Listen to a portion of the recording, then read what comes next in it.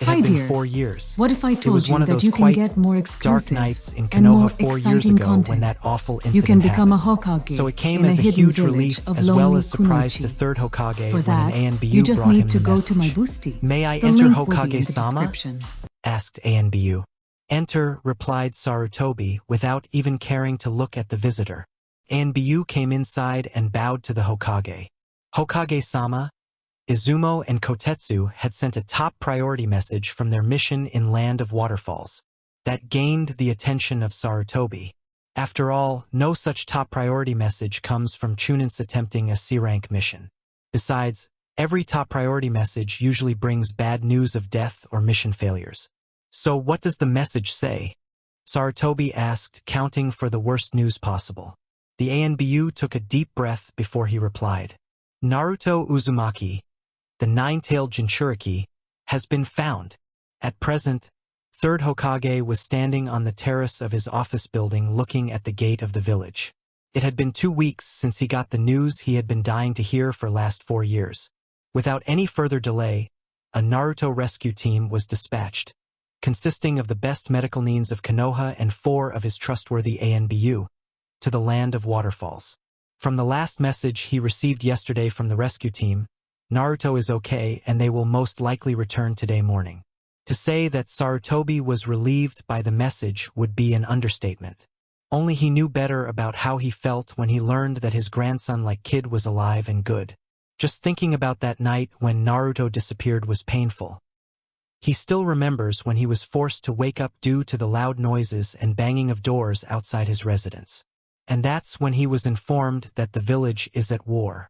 Some ninjas, which were classified as S-class criminals, had invaded the village. So Sarutobi too joined the fight and all of them were killed in a few hours.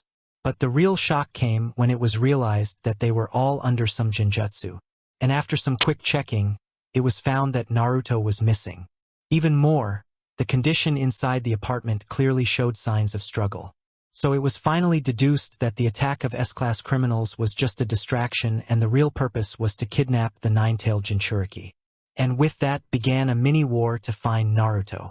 At first, Sarutobi suspected that it might be the work of same masked man who was responsible for Kyuubi's attack on village 7 years ago.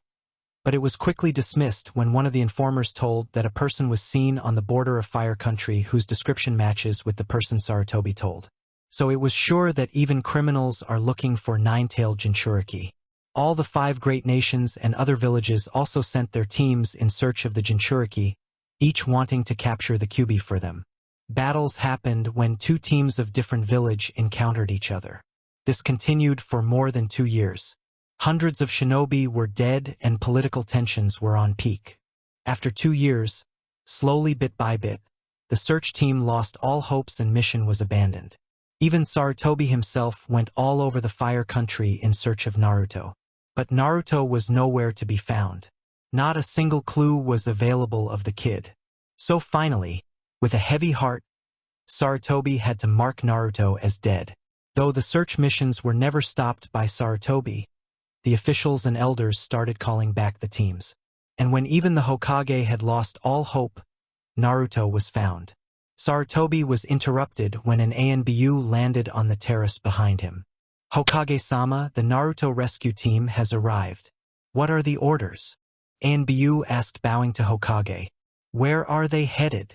Sarutobi asked, releasing some smoke from his cigar. To the hospital. Very well. Tell another 2 of the ANBU to guard Naruto's quarter, while you 4 may go and rest. You are dismissed. Yes, sir. With that, the ANBU left. Finally, now I suppose it's time I do some work. That brings an end to the first chapter. I know it's pretty short, but I am working on future chapters and hope to bring longer chapters soon. Till then, it's a goodbye from NBD. Please review. See ya. Chapter 2. Hey guys. I am back and as I promised, this chapter is twice as long as first chapter. This chapter is dedicated to all the victims of earthquake in Nepal and India. Even I felt slight tremors miles away from the spot. So guys, I have a request. If you can, please help the victims by any means possible. Chapter 2 Reborn. Some hours later, Sarutobi, Izumo, Kotetsu and Ryujin were sitting in the Hokage's office discussing about Naruto. So Ryujin, how is Naruto? In your letter you just mentioned that Naruto has to be operated. You didn't mention the details. So let's hear the remaining part, Sarutobi said while leaning his hands on the table. Ryujin was one of the senior medical neens of Konoha. He was the leader of Naruto rescue team. He was a tall figure with slightly lean body, having long dirty blonde hairs and oval-framed glasses.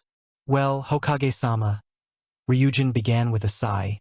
The condition in which we found that kid was simply horrible. You should see this picture of Naruto. When Sarutobi saw the picture, he was sure that he would show no mercy to the culprit. Sarutobi had no idea what motivated him to carefully see the picture in his hand. In the picture, Naruto was crisp burnt. The blood around him had either turned black or simply evaporated. In short, Naruto was completely unrecognizable. That was when we found the kid. I sway. Never in my life had I seen such a tattered body. At such condition, he should have been probably dead. But he was alive. I wonder how Izumo and Kotetsu might have recognized him. More than 80% of his skin was burnt. Only flesh and bones were visible. SP. His face, except for eyes, I could only see bones and dried blood on his face. Not even a hair was present on his body. I must say, I truly miss Tsunade-sama in these moments. May God bless this child. It was actually Kyuubi's chakra that was keeping him alive. I am sure that I felt my hands shivering when I started treating him. For once, I almost thought that he is dead. Ryujin stopped for wiping his glasses and eyes as they got wet after such horrific illustration. Sarutobi nodded in understanding. He then turned towards Chunin Duo. How did you find Naruto? Izumo began the explanation. Actually, after the completion of our mission to deliver the scrolls to the monk of Land of Waterfalls, we were just talking to our client when suddenly one of our ninja dogs started acting weirdly as if he was sensing something around us, and then he suddenly went off towards the outskirts of the village. We rushed trying to stop our dog, but it was useless. We just had to follow the dog. And then running for about half an hour, the dog led us to a wasteland outside the forest, and among the loads of waste and rubble, Naruto's body was lying there. Izumo finished, obviously not pleased with remembering such brutal incident. Strange, Ryujin commented. I never heard ninja dogs acting that weirdly. Could it be some jutsu? Sarutobi just shrugged his shoulders. He didn't want to focus on loops and holes in Naruto's discovery. For now. So how did you recognize the Naruto? Sarutobi asked, though he too wasn't comfortable with this topic. Two things. Kotetsu spoke up when Izumo didn't seem to reply. First, a very faint seal visible on Naruto's abdomen which we recognized as 4Th's seal, and another was the leaf symbol drawn on his right palm. And rest was all confirmed by the medical team. Sarutobi sighed after listening. So it was just a lucky incident that Naruto was discovered. He wanted to ask some more questions, but they seemed to be in bad shape after going through 2 weeks of sleepless nights guarding and protecting Naruto. I think Naruto was caught in a blast while escaping, Izumo suggested. Ryujin shook his head. I have checked him properly, and the wound on his body was almost 2 weeks old. He had been in that condition for at least 2 weeks. Sarutobi nodded in understanding. One final question.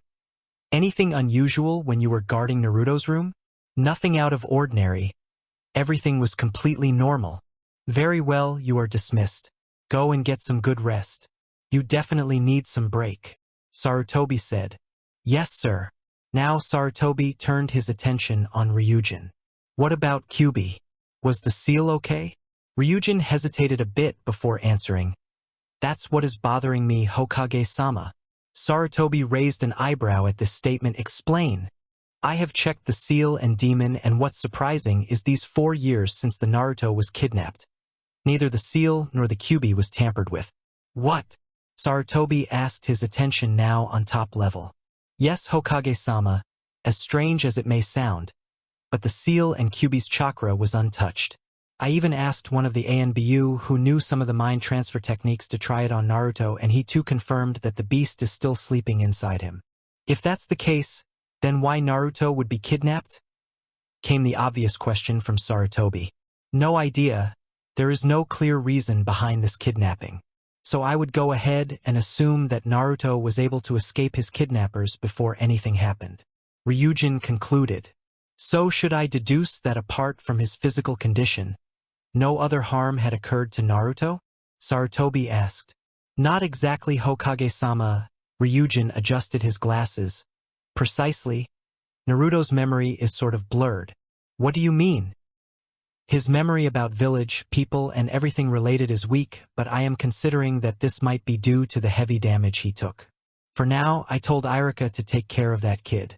I met him when we were taking Naruto to hospital, and he was glad to help. I see. I think I will pay him a visit at evening. Of course, Hokage-sama, you should pay him a visit. I think you would love to see a little version of Mummy. Ryujin chuckled. Even Sarutobi smiled on imagining Naruto covered in bandages from top to bottom. So what do you say, Ryujin? How long will he take to recover completely? Sarutobi asked. Usually it would take 4 to 5 months at least after such condition, but with our best efforts and Kyuubi's chakra aiding in his recovery, he should be good in a month. Ryujin estimated the condition. All right. Now I suppose I have troubled you enough. Please take your time and rest well, and thanks once again for saving Naruto. Sarutobi stood up. Oh no, that was nothing, Hokage-sama. Ryujin waved his hand nonchalantly. Now I suppose you would be having some important issues to take care of, so I take my leave. Ryujin bowed once again and exited the office. Sarutobi leaned back on his chair and sighed. 1 month, huh? That just means he would be able to attend last of his academy days. I have to pay him a visit to see the recovery myself. Naruto opened his eyes after a short nap. It was about an hour since Iruka-sensei left. And thanks to him, he just got a short summary of his life and village. Naruto slowly bent his head towards the left to see 2 bouquets on the table. He slowly sits up without applying any pressure over the bandages. One of them was from Kiba, Shikamaru, and Choji, and another one was from Hinata. Thanks to the photo album which Iruka-sensei showed him when he was awake, he recognized all of them. He didn't pretty much remember their faces, but he knew that they were all good friends. He looked outside the window where he could see sunset. Naruto found it really beautiful. He never saw the light in last 4 years when he was kidnapped. So when he opened his eyes this morning, he thought that he was in a dreamland. Took a while for him to confirm that it's reality. Since then, he was watching everything around him keenly as if everything holds a certain meaning for him. His thoughts were interrupted when he heard a knock on the door. As he turned to look at door, Sarutobi entered the room. Naruto noticed that the old man was wearing a cloak and a big cap. When the words were visible, there was no doubt who the man was. How are you, Naruto? Sarutobi asked. I am fine. Thank you for your concern, Hokage-sama, Naruto replied. Sarutobi noted the change in Naruto's voice. Usually, he would just stand up and shout over him calling Sarutobi, old man, or Jiji-san. Now his voice doesn't contain the cheerfulness and careless attitude. He is talking too maturely for his age, as if a meeting was going on. Naruto, do you remember me? Do you remember how you always ended up at my office? Sarutobi asked, hoping that Naruto remembered something. Nothing much. But I do remember that you were like a grandfather to me, and sometimes I would just drop by your house for sleeping or talking. Naruto said, rubbing his forehead and remembering whatever little memories he had. What about the village? You remember this village? Well, all I could remember is that I am not so popular in this village, Naruto said sarcastically. Sarutobi shook his head in disappointment. This was the last thing he wanted Naruto to remember. What about your kidnapper? You remember his face? No, he usually covered my eyes when he was around. All I remember is eyes as cold as those of Snake. Those eyes were the most frightening thing I saw. Those eyes haunt me in my dreams every time I go to sleep. I was his experiment.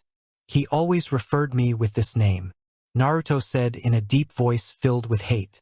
Sarutobi nodded in understanding as silence spread between them. Sarutobi decided that he shouldn't force him to tell. It was well too scary for him. He would better investigate this case by himself. All right then, I should take my leave. The medical neens informed me that it was about time for your medicine. Take care, Naruto. Naruto nodded. Thanks for your visit. Hokage-sama. Once again, Hokage-sama. This isn't taking near. Sarutobi thought one last thing before leaving. Naruto. Do you feel better after returning home? Naruto thought for a moment and Sarutobi glanced at his body where everything except his eyes is completely draped in thick bandages. It feels like I am reborn, Naruto replied. Sarutobi smiled slightly as he left the room. So he didn't deny that he feel better. Reborn. I wonder what he meant by that. Chapter 3. Hey guys. I am back. I am myself surprised that I managed to submit 3 chapters in 3 days. That's really marvelous. This chapter is dedicated to all the readers. This chapter is a bit out of the genre and Naruto 2 is out of the character I was planning. But still it's worth writing. Moving to the acknowledgements. Chapter 3. Sneaking out. A month quickly passed by and Naruto had almost recovered. Unexpectedly, Naruto, after recovery, was different than the Naruto everyone knew. Other than becoming much more mature, Naruto had also changed physically. His new hairs were a darker shade of blonde and further his trademark whiskers were gone. As for attitude, Naruto looked calm and composite as contrary to his carefree and prankster attitude and most surprisingly, he had developed love for books. Iruka gave him some academy books so that Naruto stays in touch with academy when he returns there. Other than that, Naruto used to sneak out quietly to train when hospital staff was not present. It was morning time in Konoha. He took his medicines and was having his breakfast which contained cereals and milk. It was then he heard sounds in the gallery. Naruto looked at the clock and understood that the visiting hours had begun. Kiba, Choji or Shikamaru were the usual guys who visited Naruto during this month. Each one of them had different reasons.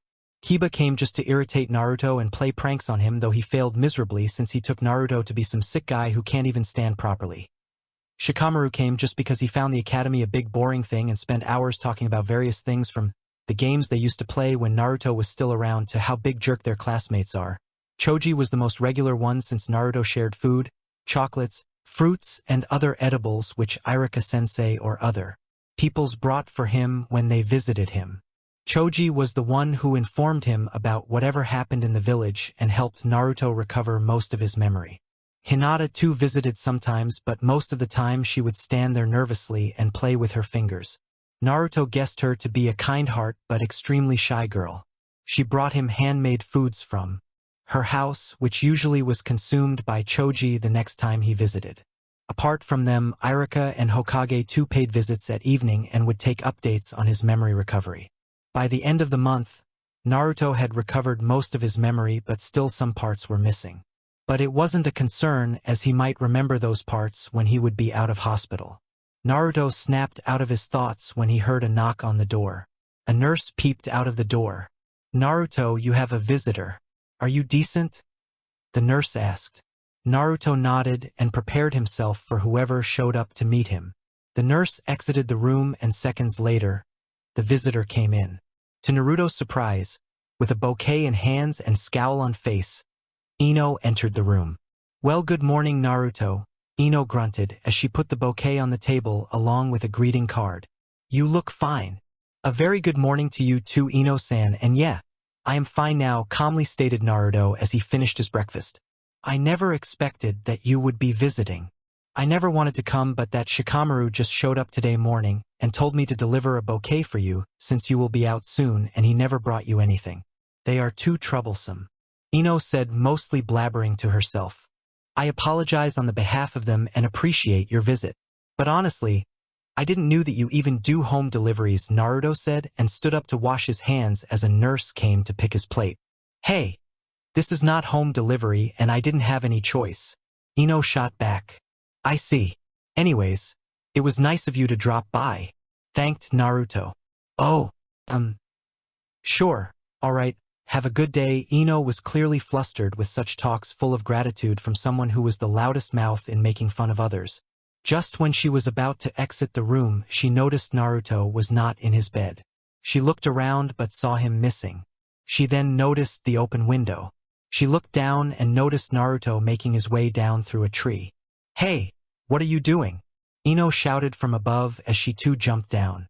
Naruto looked surprised as Ino too followed him down. You were still there? I thought you were going home, Naruto asked. I was. But then you were foolish enough to jump from first floor and I had to make sure that you were all right. Ino crossed her arms.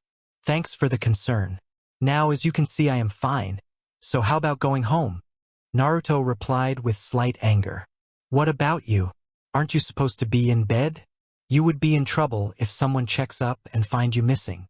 Nobody is going to check out till lunchtime. I know their timings well enough. Now please excuse me and leave. Naruto pointed her to leave. Where are you going? Ino stopped Naruto by shouting to him. Market.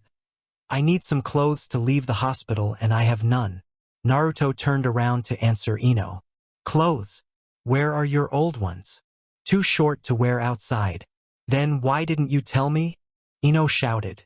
I suppose you are the one who told that you never wanted to come and found it troublesome. Naruto raised his eyebrows.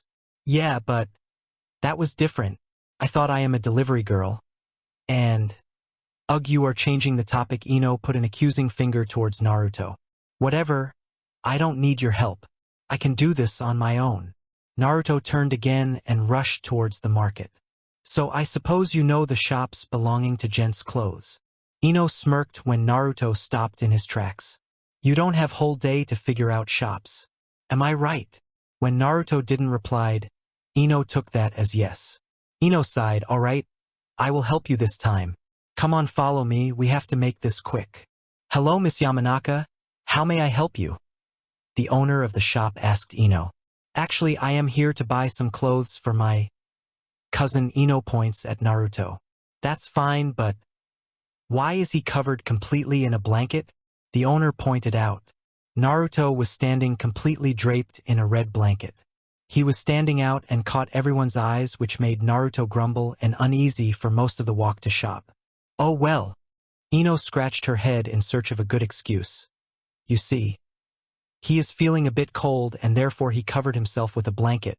Naruto grumbled, still covered with blanket, great. That's the best excuse she can think of. Now she had raised the doubts of this person. I could have been better without this girl. Oh, will he be okay? Should I assist you in your shopping? The owner asked, clearly showing his concern. This man actually believed her. What a moron. Thank you, but I will manage. Thanks for offering help though, Ino said as she went inside the shop with Naruto following her. Ino picked lots of dresses and returned to Naruto. What the hell? I didn't ask for so many clothes. Naruto silently cursed. Shut up. Not all these dresses are for you. We need to select only few of them. Now be a good boy and try these dresses one by one, so that I can choose which clothes suits you. Naruto wanted to protest, but Ino's statement left no place for argument. Whatever. Fine. Naruto stood up and picked a random shirt and pant to try. Hey, what are you doing? Don't you have any fashion sense? Naruto merely raised his eyebrows. Okay, since this can't be helped, so I will pair up the dresses for you. Now, take this t-shirt and pant. Hurry up. Ino turned Naruto into her testing doll, trying all sorts of dresses and pairings on him. After more than an hour, Ino was finally satisfied, much to Naruto's relief. Her choice was dark brown pants, gray t-shirt and a black hooded jacket with 2 dark blue lines running across each sleeve. Now that looks better. This will suit you perfectly. And don't you think about paying for it. Ino glared as Naruto tried finding his purse. These are my clothes and it's not like I am short on money or something like, crap. Naruto immediately turned panic. Ino turned behind to see Iruka entering the store. If he saw me here, I am in big trouble. They might extend my hospital stay if Iruka-sensei saw me and complained to hospital staff. Naruto was sweating now due to tension. Don't worry. We can quietly sneak out. Just follow me smoothly. Ino too was worried for herself since she would obviously be blamed for assisting Naruto if he was caught. Meanwhile, Iruka was busy looking for a gift to give to Naruto. Naruto loved ramen over everything else, but he won't be able to eat ramen until his medications are over. So, what could I bring for Naruto? Just when he was about to go to next shelf, he saw a glimpse of Ino and a certain boy covered in blanket quietly sneaking out of store. Iruka called the blonde girl who was nervously standing as soon as she saw him. Iruka-sensei. Now the girl was clearly sweating and shaking as he came near her. Hello Ino, what are you doing here? Did you come here to buy gifts? Iruka asked. No, I just came to buy some clothes for my cousin, Ino said, eager to run as soon as she gets an opening. Oh, I see. Is this boy also with you? Iruka pointed towards Naruto. Ino saw Naruto flinched and quickly covered for him. Yes. He's the cousin I am talking about. Ino said, nervously laughing. But why does he have his body covered in blanket? Iruka asked. Because he was feeling cold and he didn't brought any jackets or sweaters from his home. Ino said. Please accept this excuse. Naruto silently prayed inside the blanket. That explains it, Iruka said. Both of them sighed in relief. But why is he covering his face? Iruka asked, and both of them went in panic mode once again. Because he has developed weird spots on his face, Ino said as she couldn't think of anything immediately. Still, that makes him kind of suspicious. Let me take a look. Naruto gulped as Iruka was about to remove the cover. Just then, hey Iruka, what are you doing here? Another fellow academy teacher called Iruka. Oh, nothing, I was just talking to. Where did they disappear? I guess they were in a hurry, Iruka said as he went back to greet his coworker and buy gift for Naruto. In the next lane, the two teens were panting hard as they ran as soon as Iruka turned behind to greet the other person. That was close, Naruto said. I thought I am going to get caught. Yeah, that was close. You were almost caught, and then I too would have been punished for helping you. I am never going to help you next time. This will be a lesson for me. Ino glared at Naruto. Hold on. You were the one who was so persistent in accompanying me. I never wanted you to tag along, Naruto shot back. I would never have come with you if you had any idea about the market. You would have roamed around recklessly and would have returned without any success. Ino continued to shout at Naruto. That was my problem, and maybe I would have succeeded in buying clothes and returning without anyone noticing me. If it weren't your petty excuses and lies. Naruto too matched her in shouting. How is it my fault? Ino crossed her arms. Which idiot person makes girly excuses like weird marks on face to answer why someone had his face covered? Naruto said, is that the best excuse you can think of? Sorry for not being a smartass like you. But I suppose we could have sneaked out without Iruka-sensei noticing us if you wouldn't have been such a slowpoke, Ino said. Me? Slowpoke? You are the one who was slowpoke. You were glancing nervously around each second before taking the next step. Naruto was now literally on fire. Screw you, Naruto, Ino shouted to Naruto. Right back to you, Ino. Naruto returned the favor. After roaming a bit around the village, Naruto decided that it was time for him to return to hospital. Ino simply nodded. Both of them made their way to the hospital in complete silence, neither saying anything to other person. Naruto finally broke the silence. Thank you. Ino gave him no reaction, just continuing to listen. I guess I wouldn't have found good clothes without someone assisting me. I guess I spoke too much during argument and I too couldn't have found better excuse instantly. So thank you for helping me with clothes and covering up for me. Naruto thanked her. Ino sighed before nodding. Same here, I think I went overboard during our argument and you were doing your best to avoid the troubles. So, sorry for anything that happened a bit too much. That's all right.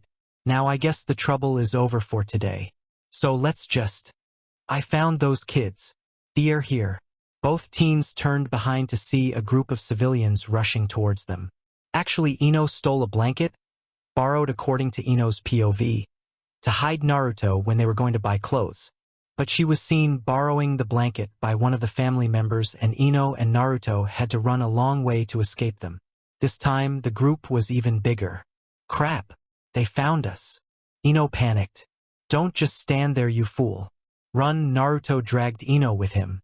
The group is even bigger this time. Ino complained. All thanks to you who couldn't even take a blanket quietly without making a scene. Naruto chided her. I am not some professional thief and it was your idea to cover yourself with blanket.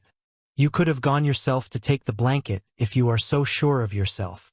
Ino taunted right back. Shut up and run, Naruto shouted, tossing the blanket right towards the crowd. An hour later, both of them were standing behind the hospital building after successfully escaping the crowd. Finally, Ino said, panting hard, I am sure I am not going out of my house for few days. Don't worry.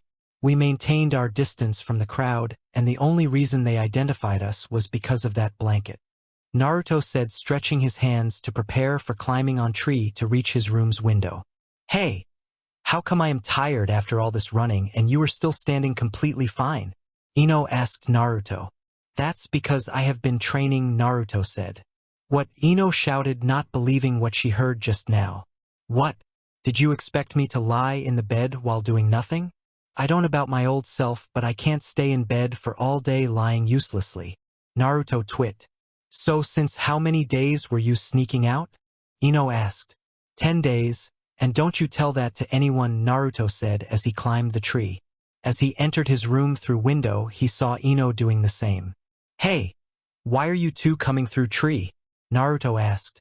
Are you a fool? Every visitor has to sign their name in the record book at the reception. They have record of my arrival but not departure. So it would be suspicious if I disappeared without any departure records. Get it? Ino asked. Yeah, Naruto said as he went back to his bed and pulled sheets over his chest to imply that he has just woke up from the sleep. Ino wanted to tell him that she had enjoyed helping him in sneaking out. She decided to at least acknowledge to him that all the parts arguments, escaping from Iruka-sensei and mob, selecting clothes and bringing bouquet was fun to her. She too wanted to see Naruto as Choji, and Shikamaru used to tell her that new Naruto is somewhat different, and better, than the old Naruto, and she was a bit glad when Shikamaru told her this morning that Iruka-sensei complained to his father about him skipping classes, and so Choji or Kiba won't be able to visit Naruto today, so she should pay him a visit as he will be discharged from hospital tomorrow, and who knows, he would be put under some ANBU, so that he won't be seen much. Still, she decided to act all ignorant and angry towards Naruto. Naruto, Ino began but was interrupted by soft snores from Naruto, who actually fell asleep while Ino was lost in her all thoughts. Ino sighed. I guess some things about him never change. Ino stood up and carefully locked the door before going out, putting his clothes beside his pillow. Ino, where have you been? We were looking for you in the village. Ino was greeted by Shikamaru and Choji as soon as she entered her family flower shop. They looked like they had been waiting for a while. Nothing. I was just having fun, Ino smiled. Fun? Were you playing with other girls? Shikamaru asked. No, he was my particular cousin, Ino said as she went to working on watering the flowers. Both boys looked towards each other with confused faces. Shikamaru. Since when did she had a cousin? Choji asked. Shikamaru just shrugged. I don't know. Girls are such a drag.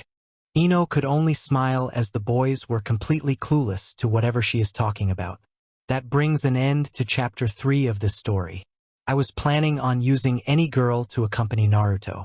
Sakura was much into Sasuke, and Hinata was too shy to argue with Naruto, and other girls still had to make their debuts. So Ino was the last resort. Chapter 4. Hey guys! I am back. All thanks to the proper functioning of my old computer. I managed to write the 4th chapter soon enough. This chapter is dedicated to all those viewers who care to read the author notes, smiley face, and for those people who were thinking that I am planning to do Naruto x Ino here. Sorry, but you get it all wrong, winky face. I don't plan on doing any pairings for now, but if I would do, it's not going to be Naruhina, Narusaku, or Naruino, since these are really common. Chapter 4. Naruto faces real world. Next day, Naruto was busy preparing to leave the hospital after the hospital cleared his reports and allowed him to go home, but still advised that he should not put much stress on his body because he has been in bed for a long time. Naruto ignored the advice since nobody in the hospital knew that he had been sneaking out since last 10 days and was training hard enough. Iruka-sensei had arrived to escort Naruto to his apartment. Sarutobi wanted Naruto to stay with Iruka or someone else for a few days, since he has yet to discover his memories and there is no guarantee that the kidnapper won't return. But Naruto insisted that he would prefer staying in his own home and didn't want to be a liability or burden to anyone, so Sarutobi had to agree to his terms, but still he secretly ordered 2 of his trustworthy ANBU to keep an eye on Naruto and protect him if things go wrong. Finally, Iruka and Naruto left the hospital thanking all the staff of hospital. It was then Iruka started the conversation. "So, finally out of hospital, eh?" Iruka smirked. "I am glad," Naruto replied, putting his hands in the pocket. "You know, you could have stayed with me in my house." Iruka side-glanced him. "I already told you. I am not interested. I can live on my own. I am not as fragile as I look." Naruto scoffed. Sure, Iruka smiled. Everything went well for a few minutes until they reached more populated areas of Konoha. "Isn't he? That kid? He actually returned. I thought that was just a rumor. May God help us. The demon has returned. But why is Iruka-san accompanying him? It must be Hokage-sama's order. There's no other reason." The comments, which started as a surprise to see Naruto, turned into hateful words and death curses to Naruto by the time they reached Naruto's apartment. Even Iruka too felt Naruto getting uneasy at first, but soon that feeling turned into anger and hate as time passed by. Any attempts to initiate conversation with Naruto failed miserably, as Naruto could only hear villagers' comments and their hate, which reemerged once again. All the better feelings and hopes he got while in hospital due to the few visits and warm hospitality in hospital was washed away in an instant. He was sure that he still isn't welcome. Not before, not now, and definitely not later. Welcome back to reality, Naruto told himself. Finally, they reached Naruto's apartment. Naruto imagined his room to be all dirty and smelly by now, but he was surprised to see his room all clean and in best condition. "I cleaned it yesterday," Iruka replied, guessing the surprised look on Naruto. "Even your supplies and everything else was done by me." "Thanks a lot, Iruka-sensei." Naruto's anger subsided a little by this. He took off his shoes and went to sit on a carpet. Iruka too joined him after placing his bag near his table. "Naruto, I don't think I saw these clothes before. Where did you get these?" Iruka asked, pointing towards the clothes which Naruto got with the help of Ino a day before. Naruto sweated a little, unable to find a good excuse to tell. "It's a long story. I will tell you some other time." Iruka was confused, but he simply shrugged. "Anyways, Naruto, you are supposed to start with academy from tomorrow. Will that be okay?" Naruto nodded. "So what are you planning for today?" Iruka asked. "I don't know. Maybe I will rest a bit and then go somewhere." Sightseeing, Naruto rubbed his forehead. "Oh, want me to give you a company?" Iruka asked. Naruto wanted to say that he didn't want to look like a kindergarten kid with Iruka following him all around, but he controlled the outburst and simply replied, "Thanks, but I think I will manage. Still, if I would have some problem, I will tell you." "Okay." Iruka could sense a little frustration in his voice, though he was trying his best to hide it. "But make sure you don't forget to visit Hokage-sama this evening." "Yeah, I would keep that in mind," Naruto said. Iruka went away after helping Naruto in organizing some books and other things. Naruto thanked Iruka-sensei and once again assured him that he would take his medicines on time and would eat properly. After that, Naruto went to bath and other activities. He opened the bag in which Iruka told he can find his clothes. Unfortunately, none of them were his size. "Great. None of them fits me." Naruto shoved the clothes back into the bag and wore his gray t-shirt and brown pants which he bought yesterday. While wearing his t-shirt, his eyes fell on the seal on his abdomen. He rubbed it unconsciously and sighed. "No, now is not the right time to tell anyone. They will learn eventually." At evening, as promised, Naruto went to Hokage Tower and knocked at Sarutobi's office. "Come in," came the voice from inside. Naruto entered inside and Sarutobi too stood up from his seat. "Naruto, I have been expecting you. Come here." Sarutobi patted the seat beside him on sofa. Naruto went and sat at the mentioned seat. "So Naruto, how does it feel out of the hospital?" Sarutobi asked Naruto. "Much better. I was lying there like a lazy snob. Now it feels good to be out," Naruto said. Indeed, Sarutobi smiled. "So now back to our regular discussion. Have you remembered anything else? Location? surroundings, or anything you think you can remember about your kidnapping? Sarutobi looked towards Naruto with hope. No, nothing new. It was really a desolated place, and I could only guess that it's nowhere near this village. Naruto sighed. Sarutobi could guess that Naruto is hiding something, but he decided to give time to Naruto to figure it out himself. Still, I don't understand one thing. Sarutobi continued the talk. How come you don't remember anything else but the fact that the villagers hate you? It's because this was one of the methods of torturing me. Beating me and telling me again and again that nobody will save me. I am alone. Everyone hates me, etc. to weaken my resolve and confidence. Naruto said. Sarutobi had pretty good idea who the kidnapper was, but he decided to keep it to himself for now, considering Naruto is still affected by the torture. You are starting in academy tomorrow. Your genin tests are in a week. I hope you make good friends and become genin along with everyone. Sarutobi said. I too hope so, Naruto said as he looked out of window to see sunset. And these are your books. They are a bit old, but it's okay. Iruka said as he handed over some books to Naruto. Naruto had arrived earlier than everyone in the academy next day, as Iruka told him to come and get familiar with the academy. Iruka gave him some books and told him that he should introduce himself to everyone. No, I won't. Naruto clearly refused the suggestion.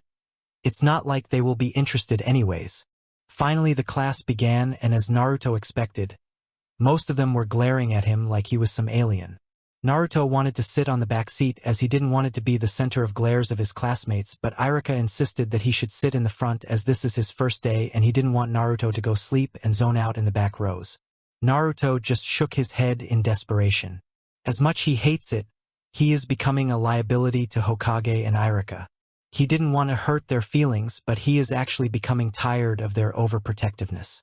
He doesn't want to be treated like some scared child who runs and hides behind his parents as soon as he senses some danger. He saw some students sleeping in the back seat while Iruka-sensei was teaching. Iruka had told him that he too was like this. Skipping classes, playing pranks, and irritating everyone was usual for him. He sighed on remembering his past. He might be some reckless kid in the past, but now he had to grow up ESP when nobody knows when that person might return. So he can't slack off now. He brought hell upon him for last 4 years. It's time for payback. Next, in the training ground, everyone was assembled for shuriken throwing test. Iruka called names and the said student came in front and aimed shuriken at the tree in front. Most of the students managed to throw shurikens everywhere else except the target, much to Iruka's displeasure. Now next, Iruka called from the list, Sasuke Uchiha. Sasuke stepped forward and almost all the girls cheered from behind ESP Ino and a girl whose name he learnt later, Sakura Haruno. Achin. Stupid girls, Sasuke grunted as he took 5 shurikens in each hand and neatly threw them to make 2 rows of 5 shuriken. Excellent as always, Sasuke, Iruka smiled as he marked him on the list. Kaya. Sasuke-kun is the best. All fangirls screamed and glared towards each other intensely, and Naruto had to step away from them so that he may not feel hot. Now next is Shino Aburame, Iruka announced. Iruka-sensei, you seem to be forgetting that I am a bug user. I don't use shurikens. Shino replied. Kiba let out a loud and rude laugh on Shino's reply. Oh, sorry about that, Iruka replied as he marked Shino on the list. Now next is Naruto Uzumaki, Iruka said, though not without some hesitation. Whispers started as Naruto stepped in front. Most of them were throwing hateful glances at him, but Naruto ignored all that. In a similar manner to Sasuke, Naruto took 5 shurikens in each hand and took a look at his target and then with a dead-on accuracy threw shurikens. Each of his shurikens landed in gaps between Sasuke's shurikens. Everyone's jaw dropped at this. Even Iruka dropped his list in surprise, and to make things even funnier, one of the students even tried releasing some chakra thinking that it's all jinjutsu. Among the most shocked ones were Iruka, Shikamaru, Kiba, Choji, and Sakura. Even Ino, who knew that he was training, had her jaw dropped. I guess she didn't think I will go that far in such a short time. All the same, this will be a lesson to whoever underestimates me, Naruto smirked internally. Naruto. That was marvelous, Iruka said after he snapped out of his surprised mode. How did you do that? Practice, Naruto simply replied. Did you honestly thought that I would lie on bed all day doing nothing except reading books? By your expression, I would assume that I performed well. Definitely, Iruka replied as Naruto went back to his place where he was standing before. This time hateful glances reduced a bit as Naruto predicted. Nah, Naruto-kun. Naruto turned behind to see that the voice belonged to Hinata. You were good. Thanks. Naruto gave a short acknowledgement to the meek girl. While returning to class, 3 girls stopped Naruto in his tracks. You fool, one of the girls said. How dare you rival our Sasuke-sama? He is best in the class. No, he is best in whole Leaf Village. Another girl remarked. So don't you dare compete with him. You will lose miserably, the last girl finished with a smirk. We will see about that. Naruto went past them but was stopped again by those girls. Don't you get it? You will listen to us. The girls glared. What if I don't? Naruto raised an eyebrow. Gore. You will pay for it when Sasuke-kun will emerge on top and you won't be near. The girls growled but were ignored as Naruto once again slipped past between them.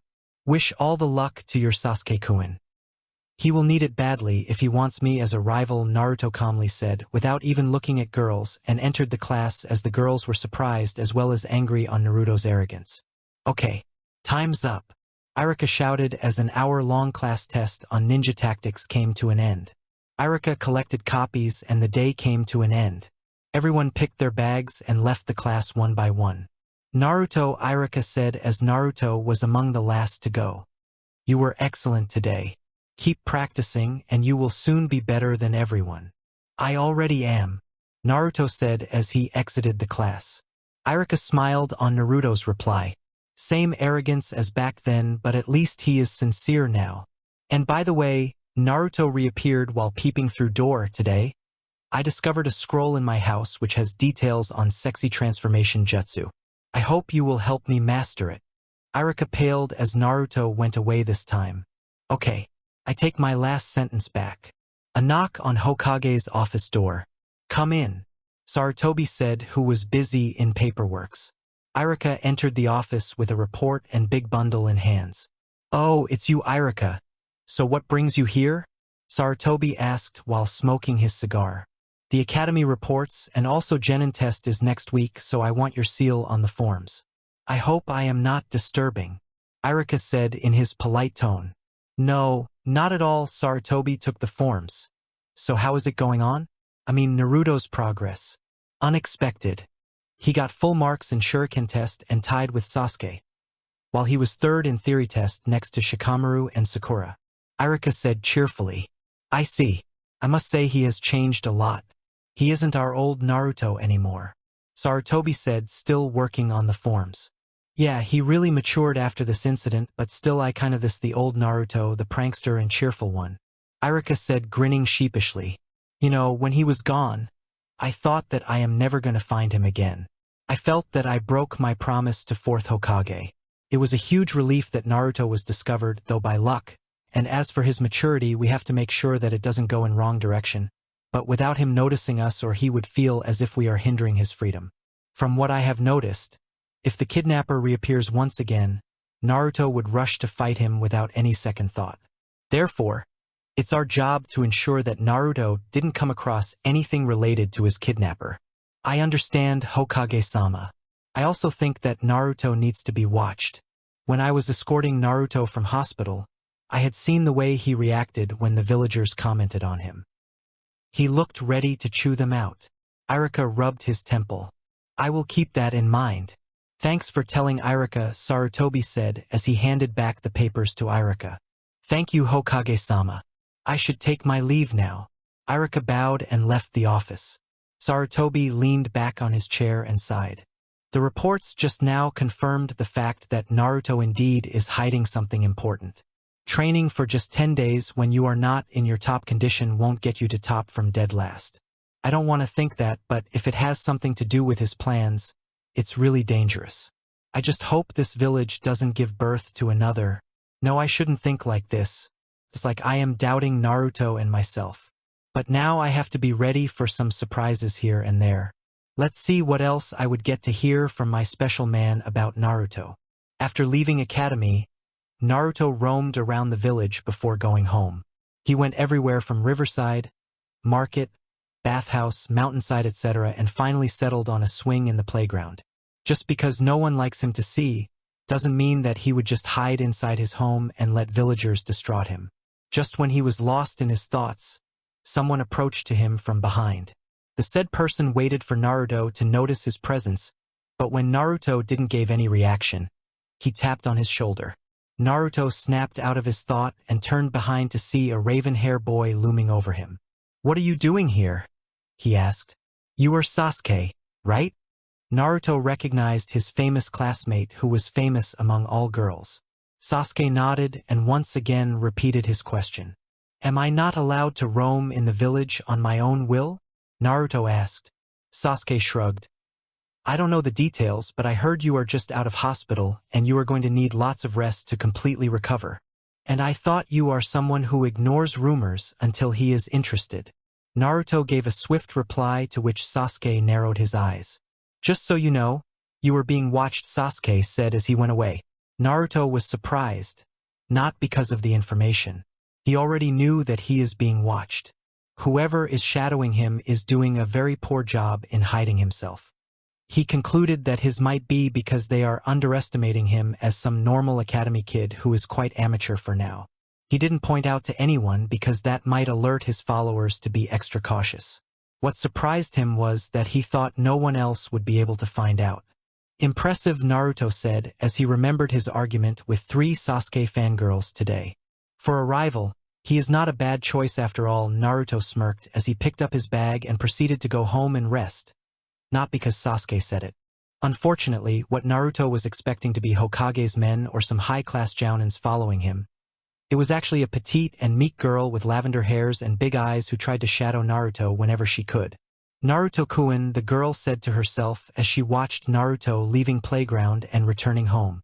And this brings an end to 4th chapter of this story. The next chapter will be about one of the most important thing related to Naruto, Ramen. The chapter is almost ready and I am planning to post it after I get at least 12 reviews. After that we move to the storyline, i.e. Genin test. Until then, it's a goodbye from NBD. See ya. Please review. Your reviews encourage me to write and post soon. Chapter 5. Hi guys. I am back with the tastiest chapter of this story. Though it's not that necessary for the story, but I won't prefer making many changes in one chapter only. I don't feel like I gave my best to this chapter and this chapter is shorter than the previous chapters. Still I managed to cross 2K plus words. This is the last chapter before original storyline begins. I would like to dedicate this chapter to one of my friend, who passed away almost 2 years ago, and he was my closest friend who was interested in Naruto and suggested the idea of cool and strong Naruto. I seriously wish that he would have been here. He would have really freaked out if I had written a bad chapter. Chapter 5. A Bowl of Wonder. This week had been hectic to Naruto. Home to academy, academy to training grounds to Hokage Tower, and then back to home, it was sufficient to tire out Naruto. Though Naruto wasn't that tired, the side effects of his medicines made him into a huge, sleepy guy. So obviously Naruto felt glad when he was told that he can stop his medicines now. It was last night before Genin test. Tomorrow is supposed to be the day when Naruto will have self-assessment of his skills, and where does he actually stand among others. It was 1:45 when Naruto came out of his house for a walk in need of some fresh air. He was trying to sleep, but every time he was interrupted by some weird dreams about snakes and his kidnapper. The dreams, which haunted him for last 4 years, continued to haunt him as soon as he stopped his medicines. Still he decided to keep this to himself. The only good thing that came out was that it made him hate the kidnapper even more, and his hate fueled the desire to overcome the limits and keep progressing. Naruto decided that he would just go on a short tour of the village before returning home. More than half of the Konoha was asleep by now, and there were only a few people on the streets. All of them glared at him like they always do when they saw him on the street or anywhere public. It was enough to remind him that he is not welcome here. But does he care? No. Not after he has been at hell for whole 4 years. Every muscle of his body felt the pain and the screams that erupted when his body felt like it's been kept between red-hot pans. The pain was unbearable, yet he wouldn't die. All he could do was pray that the pain soon calms down. He had just lost his hope when the pain ended instantly and a warm and soothing feeling came to him. The next thing he remembered was that he saw light. After he had been kept in a dark lab for 4 years, light seemed a foreign thing to him. He noticed some people wearing surgical masks were standing near him. He could still feel the pain, but it was considerably lower than the pain he felt before. He was still trying to analyze if these people are enemy or friends, when he suddenly heard a name. Naruto. He saw one particular person bending over him as if he was expecting any reaction. Naruto? He once again heard that. Is this his name? Maybe, but why does this sound familiar? Was he called Naruto before he went into darkness and was titled Experiment, Jinchuriki or Kyubi? He could only nod his head to the person who now looked satisfied. Yo, that's really him, Naruto Uzumaki. Call Ryujin-sama immediately. Naruto was unable to see what happened next as his eyes closed once again and as he welcomed the sleep. He wished that if this is a dream, this dream never ends. His body welcomed the warm feeling that light brought, and he doesn't want to return to that cold and dark place once again. Naruto could feel someone calling him, but he was unable to answer as he was already asleep. Naruto. Naruto snapped out of his thoughts and realized that someone indeed was calling him. He turned sideways to see a girl waving to him from a shop and beckoning him to come over. Ichiraku Ramen. Naruto read the name of the shop and walked towards it. Naruto, is that you? The girl asked as he got closer. Yeah, that's me, Naruto replied and waved as a greeting. When did you get out of the hospital? The girl asked with same smile. Almost a week ago. Naruto was trying hard to recognize the girl. But we never saw you until today, the girl said with a confused face. That's because I was told to rest properly and avoid going out too much. Naruto skipped the part that he didn't follow these instructions. You have changed. It's been a long time, isn't it? The girl motioned to a stool. Yeah, it's been actually a long time. Naruto took the assigned seat. Hey Ota-san. See, it's Naruto-kun. The girl yelled to her father who was cooking. The man turned around and smiled towards Naruto, and Naruto too politely smiled back. Wait, something was wrong. The way the girl and old man looked at him with a surprised face. It looked as if he did something out of character. Naruto, you remember us, right? The girl asked, stepping ahead. Damn. Naruto was caught there.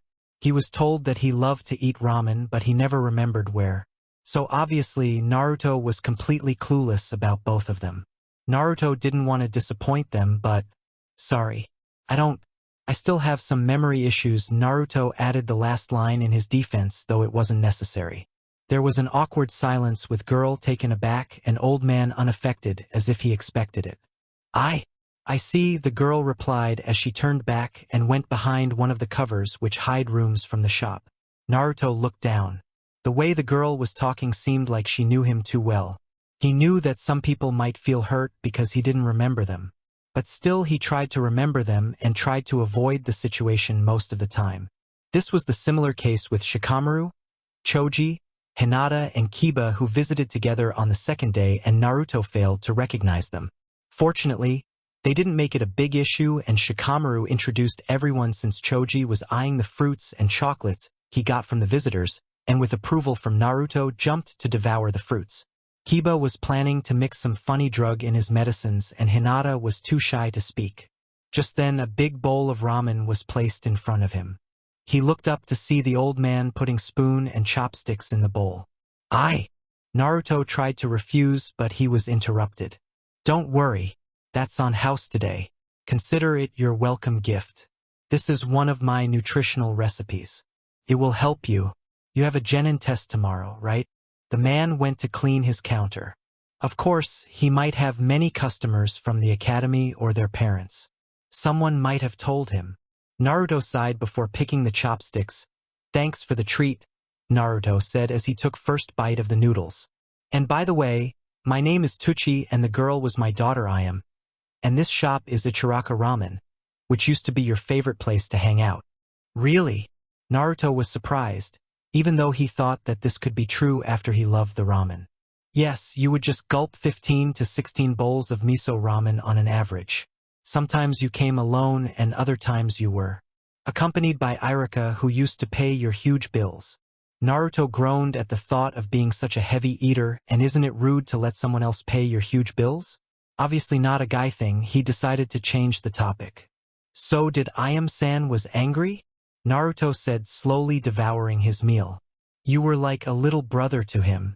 I never saw her that worried about someone else like you. She was really worried about you for last 4 years. I still remember you two having a lot of arguments when you came and bragged about your little pranks. Iruka told us about your return last time he visited us. She then made it a habit to look for you at evening so that she may spot you passing by. But I think she felt hurt when you didn't remember us. Iruka told us about your memory loss, but I guess it's still hard to believe, Tucci said as he prepared to close down the shop for tonight. I see. But why were you looking all surprised when I greeted you earlier? Naruto asked close to finishing his meal. Oh, that. You see, whenever you visited, you always jumped over a stool shouting for ramen and giving a big toothy grin before we could even reply, and you were really impatient during the 3-minute interval when ramen was prepared. Precisely, politeness and greetings were the last traits everyone thought you could possess. Naruto grunted with noodles in his mouth. Having introduction with his past self was not as good as he thought. But still, you were one of the liveliest and hyperactive kids I saw in my life, who had a really kind heart as well. No matter how much the villagers hurt you or hate you, every morning you would be as cheerful and active as if nothing happened. You had the power to brighten anyone's day. I just hope that nothing much would have changed about you from last time. I don't exactly remember the details when I was a kid, so I can't tell, and it's the other's job to tell the difference. Naruto said.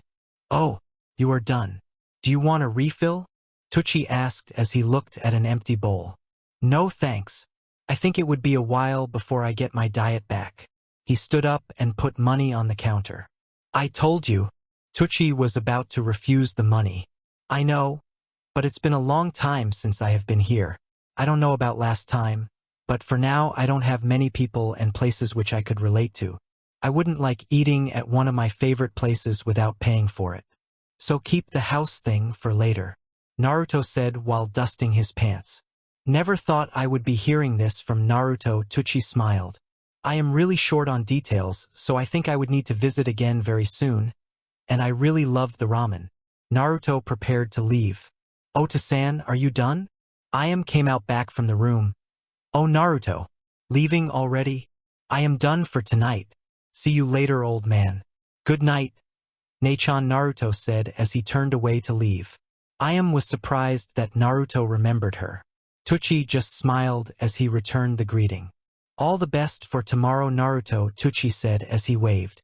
Don't fail the test, you baka, Ayam shouted while laughing. Naruto returned to his home and lied on the bed. Old man Tucci was right. This time Naruto was able to sleep peacefully without any of those weird dreams. Ramen truly did wonders to Naruto. Far away, in a dark cave which was illuminated by fire lighting in a corner, a man with long black hair was sitting on a chair and chuckling to himself as several screams could be heard in the entire cave. Very well, Naruto. You want revenge? I think I will let you have your way soon. Stay prepared, Naruto, because soon those dreams will turn into reality when I will come and get you once again. And this time there is no escaping. The entire cave boomed with a loud and terrifying laugh from the black-haired man. Oh. The kidnapper declares that he is going to take Naruto once again. And this brings an end to 5th chapter of the story. Most of you have already realized who the kidnapper was. I hope I managed to do a decent work in this chapter. I got 1 PM from one of the readers of my story that I should increase the words to more than 5K plus. It would be troublesome, but I might try this in future chapters. Next chapter is Genin test and face off with Mizuki. Shocked. Until then, it's a goodbye from NBD. I will be back soon with a new chapter and when I have at least 16 reviews. Please review. Chapter 6. Hi guys. I am back with the long-awaited story. This chapter is about the Genin test and face off with Mizuki. This chapter is dedicated to Masahiro Kishimoto for being the original creator of the story. Now moving to the acknowledgements. Now without further ado, here is the 6th chapter of the story. Please ignore any errors. Enjoy! Chapter 6. The journey begins. Next day, Naruto was able to wake up early in the morning. Today is the Genin test, and for his every classmate this was an important day. But Naruto hardly cared, he had a different importance for the test. He saw the test as a means of proving to the village and his haters that he too comes in the category of villagers, and with the headband on his forehead, he was sure that he would get some respect. Naruto just crawled out of his bed, brushed his teeth, took a shower and changed into gray t-shirt and brown pants. After taking his breakfast of cereal and milk, he headed to the academy. Just when he entered the market area of the village, he was suddenly surrounded by some of the civilians with weapons like shovels, clubs, machetes, kendo sticks, and other weapons. Naruto had pretty much idea what this meant. But still he managed to ask, "What do you want?" Looking at the crowd, which was consisting of around 20 to 25 people. "You monster! Why did you return?" One of the person in front, who looked like their apparent leader, shouted. "Okay. Now that was something expected." Naruto sighed. "Listen up. I am in a hurry now. I have to reach academy for the test. Keep that thing for some other day. Now would you be kind enough to leave my way?" "No. You will not go to academy. You will not give any test, and you will not become ninja since you don't belong to this village," one of the other men shouted. "And who are you to tell me that?" Naruto narrowed his eyes. The leader was not pleased with the response. He rushed forward with an axe in his hand. "You dare to question us?" He raised his axe to strike, but Naruto blocked it with only one hand. "You never stopped this fiasco of killing me, do you?" "Unfortunately, my stress and anger is on an all-time high point, and I needed someone to vent out my frustration. You and your group are the unlucky one today." The leader tried to take back his weapon, but Naruto had strong grip on his axe. "Let me set an example for whoever plans to go on Naruto hunting from now onwards." Naruto snatched the axe from the leader and kicked hard on his abdomen, resulting in him flying towards other men. Sometimes it's better to demonstrate than to debate, Naruto thought as the remaining members of group rushed towards him. "Let's have some warm-up before going to academy." Within a few minutes, everyone was lying on the ground completely knocked out, and Naruto wasn't even breaking any sweat. Naruto saw that many people had assembled there to watch the fight. Almost all of them were sweating after Naruto beat the large group with much ease. Naruto then walked towards the leader, who was the only conscious one among his group. "I suppose this would be a reminder to you that you shouldn't mess with me. Get that?" The leader, who was unable to stand, due to Naruto pinning him with his leg, just managed to shout, "Next time, you will surely die by my hand. I will be the one to drag your body around the village as my victory, and I will be the one to send you to hell." Naruto just shook his head. This man was so full of himself. He was expecting Naruto to just go his way and leave him lying there. He was expecting that he is going to scare Naruto with his arrogant face and big words. Little did he know about what's coming next. "How about there is no next time for you?" These words proved to be the turning break for the leader, whose arrogant and cocky face disappeared as soon as he realized the meaning of Naruto's words. This was proven further when Naruto picked up the axe which was lying nearby and pointed it towards the leader's face. "You want me to go to hell? Why don't you go and pay my regards to the devil?" Naruto raised the axe to strike, and leader's eyes widened with fear. Just when Naruto was about to bring the weapon down, a hand caught his wrist and prevented him to strike. Naruto turned behind to see who managed to save his attacker. A tall man was standing behind with his other hand in his pocket. By his attire, he clearly looked jounin. He had silver hairs, and his face was covered with a mask, and his headband was covering his left eye. "You know, killing a civilian of your own village is a crime," the jounin said, releasing his wrist. "You will be severely punished." "Do I care?" Naruto replied, throwing axe sideways and proceeding to academy. However, before leaving, he turned behind to look at the leader and replied, "You were lucky today. But luck doesn't work every time, does it?" The paled look on leader's face was enough to convince Naruto that this will be the last time that Foolish will try something like this. Naruto Uzumaki, quite an interesting kid, though I still don't understand why Hokage-sama chose me out of all his ANBUs to keep an eye on Naruto, he said before taking out a small-size book from his pocket to read.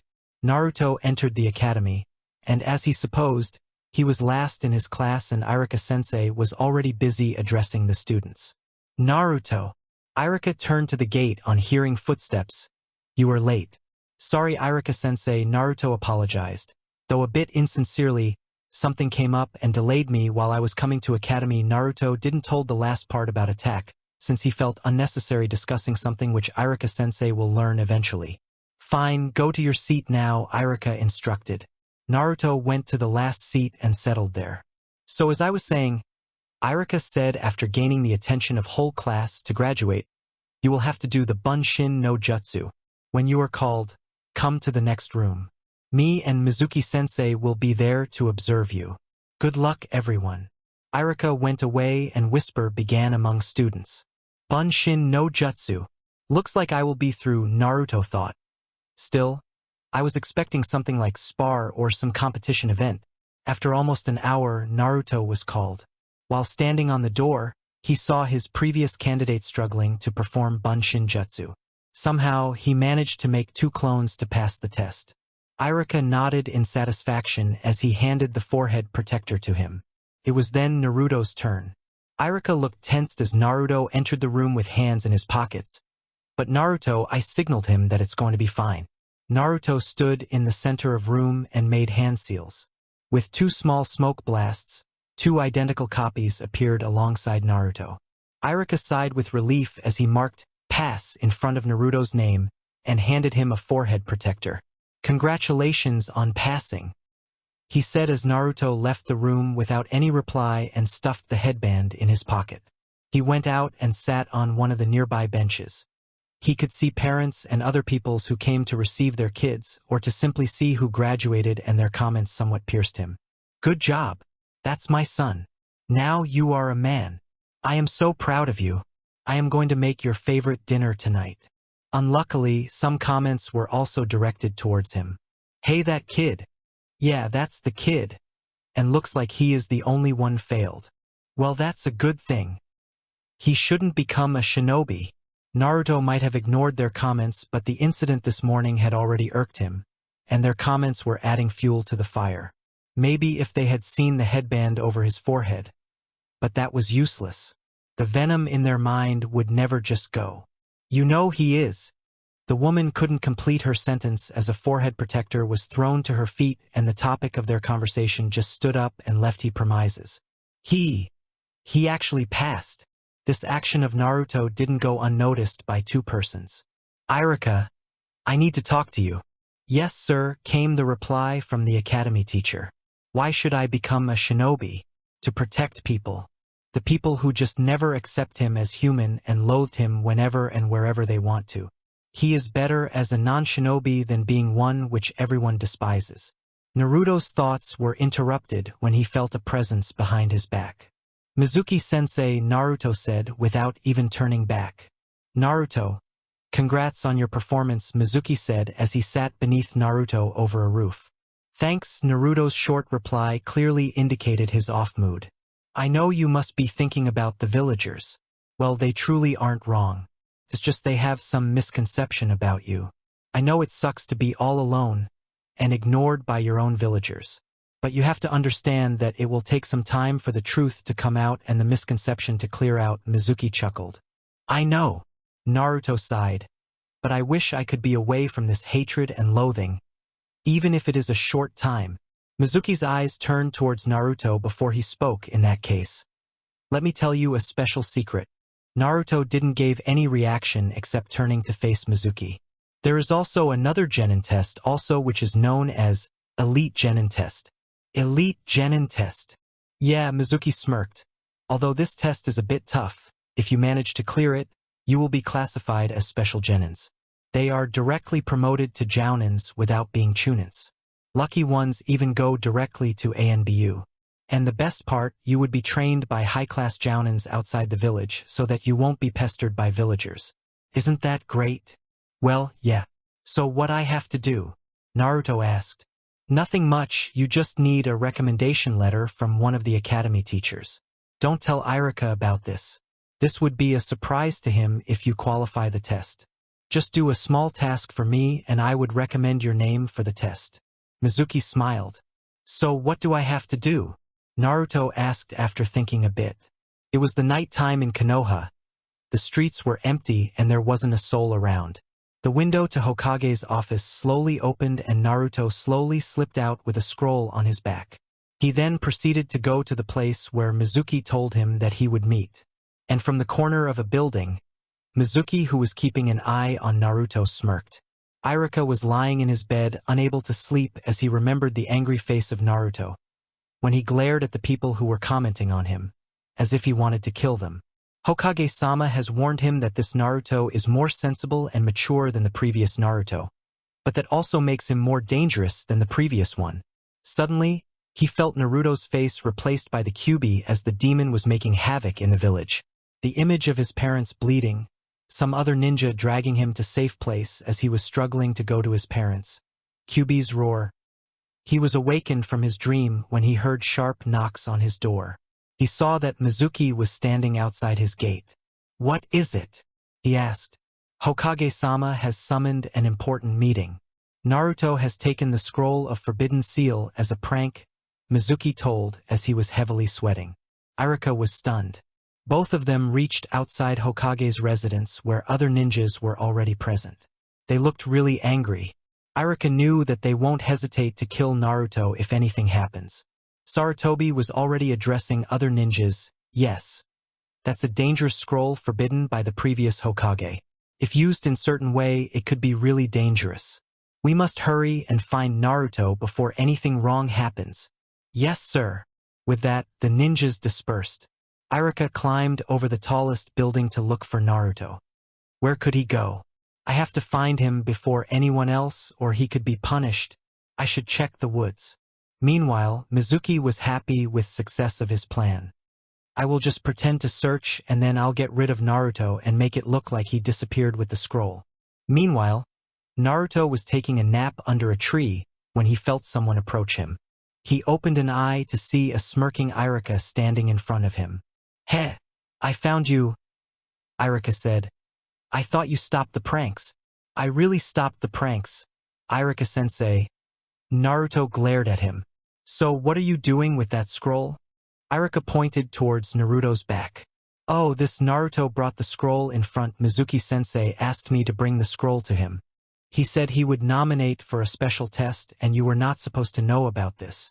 Mizuki, Iruka thought but suddenly snapped when he felt lots of kunai knives flying in his direction. He immediately pushed Naruto aside and took the blow, resulting in several knives piercing him. Nice job finding the moron Iruka. Mizuki landed over a branch. I see. So that's what was going on. This was your entire plan, Mizuki-sensei. Naruto crossed his arms.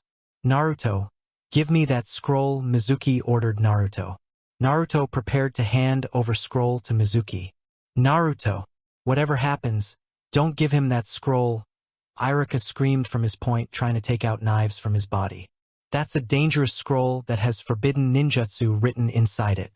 Mizuki used you to get his hands on that scroll. Naruto still tossed the scroll towards Mizuki, completely ignoring Iruka's words. Mizuki laughed as he prepared to catch the scroll, but before he could catch it, the scroll burst and a large smoke blast occurred. Moments later, Mizuki emerged out of the blast coughing and panting. You! What is the meaning of this? Mizuki screamed at Naruto. Naruto shrugged in response, I don't know. I think someone gave me wrong scroll. Instead of getting angry, Mizuki smiled. Naruto, there is no point hiding it. Tell me where it is. Why should I? Mizuki grunted, very smart. Let me tell you a secret about your specialty in exchange of the scroll. Iruka realized what Mizuki was talking about. No! Don't tell him. Mizuki ignored him as he continued. 12 years ago. You know about demon being sealed, right? Since that day, a special rule was created for this village. But this rule was never meant to be told to you. Not to me. Naruto narrowed his eyebrows. What is this rule? Mizuki laughed before continuing. The rule is that nobody is allowed to talk about the fact that you are the nine-tailed demon fox. Iruka shouted. Rather pleaded. To Mizuki, stop it. But Mizuki continued, "You are the nine-tailed demon fox that killed Iruka's parents and destroyed the village. You were sealed up by the Hokage you admire, and you have been lied to by everyone. Everyone hates you."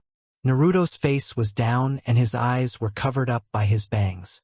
Suddenly a smirk traveled up to his lips and he smiled. The smile soon turned into a full laughter. Even Iruka and Mizuki were confused. "Sorry, Mizuki-sensei, but this secret wasn't that great as I thought," Naruto said after he controlled his laugh. Mizuki growled at him. "You think I am joking? You really are the monster." "Monster? You mean this?" Naruto said as black slits appeared in his eyes as they turned red and his fangs and canines grew up and an almost transparent orange aura surrounded him. Mizuki and Iruka were terrified. Even Sarutobi, who was looking the scenario in his chakra-infused orb, was horrified. Darn it! The chance that Naruto will destroy the village is 1 in 100. But now his seal has already been open, and if Naruto attacks the village then... But as soon as the changes occurred, they also disappeared soon. "Like it? Now let me tell you a secret too," Naruto said as he saw Mizuki shaking and sweating this morning. "When you came to me with the offer, I already had my doubts. So I went into the library at Hokage's tower and looked for it. Of course, there was nothing about it. That just meant either of the two things. This test was illegal or you were lying." Iruka was surprised on Naruto's smartness. "I could have found you and told you that I am not interested anymore, but I was curious. I wanted you to be caught red-handed because if not me, you would have fooled someone else. So I decided that I would be the bait to lure you." Mizuki gritted his teeth in anger as Naruto continued the secret. "So I just appeared to enter Hokage-sama's office, but I just made this fake copy through my transformation jutsu and left my chakra. Signatures everywhere so that anyone clever enough could follow and find me and you. If this is just a transformed version of Scroll, where is the real Scroll?" Mizuki barked. "In the Hokage Tower itself, I think you told me that I only have to prove that I am capable of infiltrating. So, there was no point in bringing the real Scroll." Naruto crossed his arms. "You know, I have been pissed since this morning when some stupid pricks decided to attack on me. Then some of the women commented on me to make things gone worse, but at least they were thinking about the village. You decided to use me for your own benefits, and then for the last straw, you dared to hurt Iruka-sensei. I feel like killing you now." It was Naruto's turn to glare at Mizuki. Mizuki still decided to play hard. "Haha, I will kill someone like you in one shot. Try it, trash. I will return the pain 1,000 times over. You won't be able to even touch me. Then do it, Demon Fox." The next moment, everyone's eyes popped out as they saw over 1,000 shadow clones of Naruto surrounding the three of them. "Wah! What's going on?" Mizuki felt like fainting. "What's wrong?" one of the clones said. "Weren't you going to kill me with one shot?" another clone said. Mizuki was simply awestruck. "Well then, I will start, okay?" The original one stepped in front. The loud screams of Mizuki could be heard throughout the forest. "That finishes it," Naruto said, looking at all swollen and half-dead body of Mizuki. "He really beat Mizuki to a pulp?" Sarutobi smiled, looking in his magical orb. "Naruto, do you really wish to protect the village?" Iruka asked. "No, I am not going to protect the village." Iruka flinched at Naruto's answer. "I am doing this for some people like you, Hokage-sama, Ichiraka Ramen, Izumo, Kotetsu, some of my friends of Academy, but unfortunately, by saving you people, I am indirectly protecting the village." Iruka smiled at his reply. "Naruto, come over here. There's something I want to give you." "Did anyone found him?" one of the Chunin asked as they all assembled, unable to find Naruto. "Damn it. He must be far away by now," another Chunin clenched his fist. "Don't worry," Sarutobi came out of his office. "Hokage-sama," they all said. "I am sure he will be back soon." Sarutobi said, looking up, "As soon it's going to be morning." "Iruka-sensei, I seriously hate surprises," Naruto said as he was told by Iruka to close his eyes. "Okay, you can open your eyes now," Iruka said, smiling. Naruto opened his eyes and touched his forehead where he felt Iruka's forehead protector. "Once again, congratulations on graduating." "But Naruto was interrupted. I know you still have your doubts, but I have my faith in you. As long as this forehead protector will remain with you, you would never do anything bad to your people and village. After all, you are my best student and I know that you will be a fine shinobi. Iruka patted his head. Naruto was clearly embarrassed, but he scoffed to hide it. Whatever. Just start moving and tag along. Nosebleeder-sensei, Naruto said, turning back and moving towards the village. Baka. I will kick your ass next time you call me that. Iruka shouted from behind as he followed Naruto. And this brings an end to 6th chapter of the story. I hope you liked it. The next chapter will be about Konohamaru and Naruto's first encounter. And of course Naruto will meet the infamous Ebisu. Until then, it's a goodbye from NBD. See ya. Please review. I am always hungry for them. Chapter 7. Hi guys. I am back with a new chapter. This whole week I had been busy with my college stuff. But somehow I managed to write a whole 2.5k plus chapter for all my lovely and awesome readers. I would like to dedicate this chapter to one of my friend BTR who inspired me to write this story. Naruto was sitting in the Hokage's office as he is submitting his form for the shinobi registration book. Retake the photo, Naruto, Hokage ordered. Why? Naruto raised his eyebrow. The photo is unsuitable. What's with this monotonous face? You look as if you have just woken up from sleep. And where is your forehead protector? Sarutobi asked, pointing out the faults. I look fine as I am, and as for forehead protector, I don't look cool in it. I am not sure if I am going to wear it even on missions. Naruto crossed his arms and looked in different direction. The shinobi registration book is a list of all the shinobi in this village and their abilities. This is a very important document, so it can't be taken lightly, Sarutobi explained. I don't know whatever you are talking about. Naruto continued, looking with a face full of boredom. Who the hell do you think you are talking to? One of the academy teachers who were assisting Hokage in the document collection stood up. This is Hokage-sama you are talking to. Not your weakling guardian Iruka. Naruto narrowed his eyes at the person while Sarutobi shook his head in disappointment. Weakling, huh? Naruto stood up from his seat. Let's see how strong you are. Naruto made his seal and quietly murmured, transform. With a small poof, a beautiful blonde was standing, completely naked and blowing kisses towards the target. The academy teacher flew off with a major nosebleed, but unexpectedly, even Sarutobi too slipped from his seat with a nosebleed. Great, Naruto said as he returned to his normal form. For a Hokage, you sure are one big pervert. It's nothing like that. I was just taken by surprise, Sarutobi said, wiping his nose. Whatever, Naruto took his seat. Suddenly the door to an adjacent room opened and a small boy ran towards Sarutobi. Fight me, you old geezer, the boy shouted. Will it ever end? Sarutobi sighed. He ran halfway towards Sarutobi before he slipped and fell on his face. Damn it! Who set the trap here? The kid growled, rubbing his forehead. A man came running behind the kid who seemed to be his tutor. Konohamaru, are you all right? And there isn't a trap anywhere, the tutor said, adjusting his glasses. Way to go, Ebisu, Sarutobi said, smoking his cigar. Before Ebisu could reply, Naruto interrupted them. Who the hell is this kid? Naruto asked. The kid's attention switched to Naruto. He went and caught Naruto by his t-shirt. I know. You are the one who set this trap.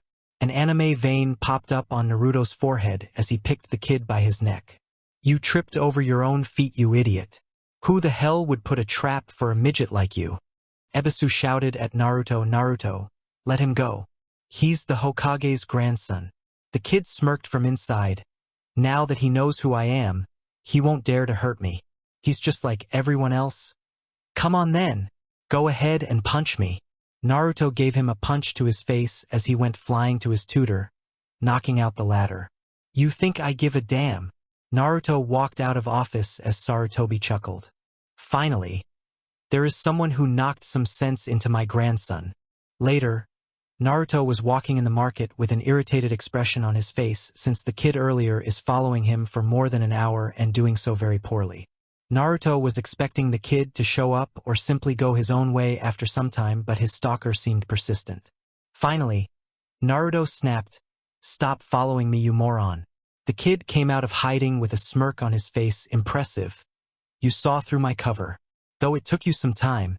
But still I must say you are genius. Naruto's sweat dropped over the kid's comment. Naruto decided that before he loses his temper and smacks the kid, he should better leave this kid alone. Naruto turned to leave but was immediately stopped by Kid, who stood in his way. I have a proposal for you. The kid was standing with his arms extended to prevent Naruto from leaving. Proposal? Let's get it over with, Naruto said, tapping his foot on the ground and hands in his pockets. I'll make you my boss. The kid pointed at Naruto. Wah! Naruto was surprised but was quickly interrupted. And in exchange, please teach me that sexy jutsu which you defeated Gramps with. What? You aren't even 10. You are too young to take interest into these. Konohamaru clinged to Naruto's feet.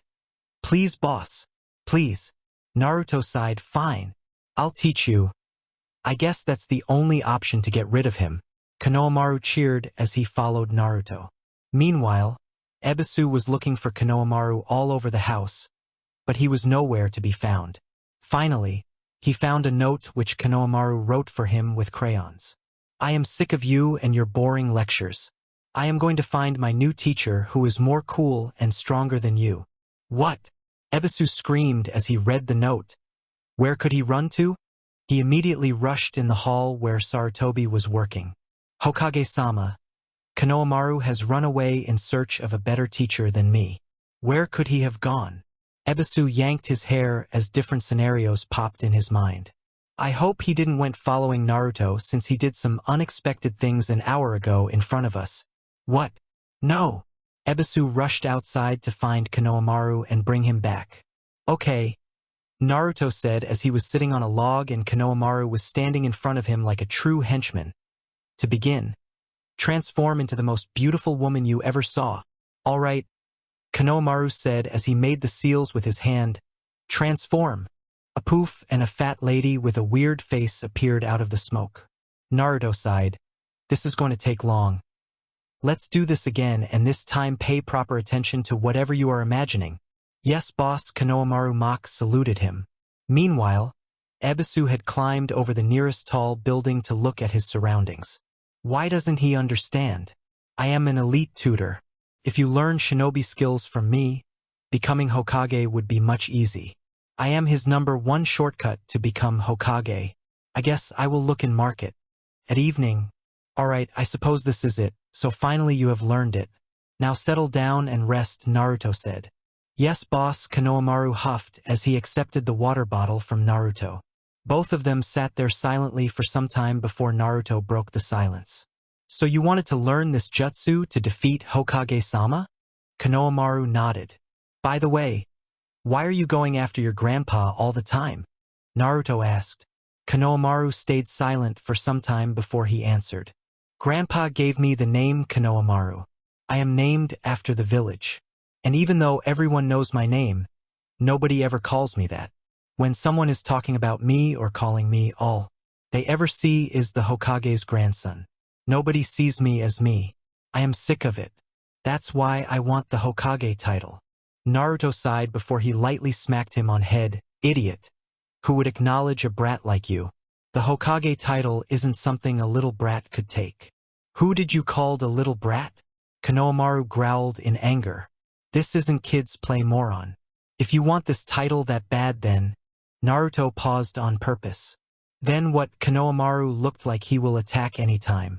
Then grow up and become a fine shinobi and protect this village. Naruto side-glanced at him, making Konohamaru surprised. Sarutobi was standing on roof of Hokage Tower looking at Hokage monuments. When Iruka arrived there. Hokage-sama, I have been looking for you. Iruka stood behind Sarutobi. Iruka, how are your wounds? Sarutobi asked without turning. Much better. I was wondering if Naruto showed up today for shinobi registration? Iruka asked. Yeah. He was planning to skip this part. But I lectured him yesterday and forced him that he should become a great shinobi and make village acknowledge his strength. Iruka chuckled but Sarutobi remained serious. This may become impossible to Naruto, Sarutobi said. Ha! Iruka too turned serious over this statement. As you know, the only people that know that Naruto has nine-tailed demon fox sealed inside of him are the shinobi that fought him 12 years ago. And I made a law not to ever mention that to everyone, and I have severely punished those who have broken that law. So children don't know that, and this is the only thing Naruto has going for him. The fourth wanted the people of Konoha to see Naruto as a hero. That was his last wish. A hero? Iruka asked. The fourth sealed the QB into a newborn Naruto, making him the container of the nine-tailed demon fox. He was hoping that will be the savior of this village. But adults of this village don't see Naruto this way, and because of that, the children act the same way. Hating without a reason is most dangerous thing of all, because there is no way or method to end that. Iruka, do you know? Sarutobi asked. What? When a person hates and doesn't acknowledge someone's existence. Their eyes when they look at him are frighteningly cold, Sarutobi said. Iruka shuddered at the thought of that. This is a harsh truth, but the new Naruto, though more mature, has some different qualities than previous Naruto. This Naruto has less patience, less kindness, less vulnerability, and less cheerfulness. If anyone tried to provoke him, the consequences won't be good. The ANBU who was guarding Naruto reported me that Naruto was about to kill one civilian when that person tried to attack Naruto. If this continues, I am afraid that Naruto will turn to darkness one day. Sarutobi said, looking at fourth Hokage statue as Iruka was wide-eyed at this statement. I have found you. Ebisu appeared behind Naruto and Konohamaru. Here comes your tutor. I suppose it's time you leave, Naruto said to Konohamaru. That demon kid. Why is he with young master? Ebisu glared at Naruto. There we go again with those piercing gazes. Naruto suppressed a yawn. Now young master, let's go home. Ebisu turned towards Konohamaru. No, I am going to defeat that old geezer and get the Hokage title, so don't get in my way. Konohamaru stood prepared to fight. You are too young to become a Hokage. A Hokage must be well taught in every aspect of being a shinobi. You must master 1,000 skills and then... Ebisu proceeded towards Konohamaru. Shut up, Konohamaru interrupted him. Take this, sexy no jutsu. Ebisu's mouth hung open on seeing a naked girl in front of him, but he managed to keep his composure. Ha! It didn't work. Konohamaru was surprised as he turned into his original body. Wah! What a perverted skill, Ebisu screamed. I am a gentleman. Such dirty skills would never work on me. Ebisu then tried to drag Konohamaru with his scarf. Let's go home. I am the best tutor you can get. If you hang out with a trash like him, you will become stupid. I am your easiest shortcut to becoming Hokage. Let me go, Konohamaru yelled. Now Naruto was seriously pissed. Calling him a trash, comparing him to stupid, and then underestimating his jutsu was more than enough to irritate Naruto. Kage Bunshin no Jutsu. 15 to 20 clones of Naruto appeared around Naruto. Wow, that's amazing, Konohamaru cheered for his boss. He. How foolish. I am an elite tutor. I am not that weakling Mizuki. Ebisu took his battle stance. Transform. Before Ebisu could understand anything, several clones of Naked Girl appeared and clung to Ebisu. Ebisu's jaw threatened to dislocate, and even Konohamaru was shocked. A second later, Ebisu went flying, leaving huge trails of nosebleed behind. I call this harem no jutsu, Naruto said as he switched back to his original form. That was awesome, boss. You defeated my tutor. Konohamaru was crying tears of joy and hearts in his eyes like a fanboy. Okay, I get it. Now calm down. Naruto was feeling uneasy as Konohamaru seemed to be making his own plans in his mind. I wish I too could be awesome like you, Konohamaru said. I am totally going to master this trick and defeat Gramps and become the next Hokage. You don't get it, do you? Naruto said, this isn't as easy as you think. This is Hokage we are talking about, the title of the greatest in the village. You may very well lose yourself in the darkness that lies in this path. Just learning all the skills and jutsu isn't enough, so you better prepare yourself. Naruto started walking towards village. Prepare for what? Konohamaru asked with a curious look on his face. If you want an incredible title like Hokage for yourself, there aren't going to be any shortcuts. Konohamaru smiled as Naruto kept going far. Now stop lecturing me like you know everything. I promise that I will become stronger than you, and then one day, I will fight you for the title of Hokage. Konohamaru widely smiled as Naruto just waved without turning back. I will be looking forward to that day. Naruto said his last words before disappearing among trees. He is so cool, Konohamaru could only utter as he was awestruck. Unknown to both of them, two persons with animal masks were observing them from a distance. Are you affirmative about this? The first person asked his partner. Yes, sir. I have made full investigation. He is Minato's son, Uzumaki Naruto. The second person, who looked older, replied to his partner. I see. So he is Naruto, the missing one. The superior one scratched his chin.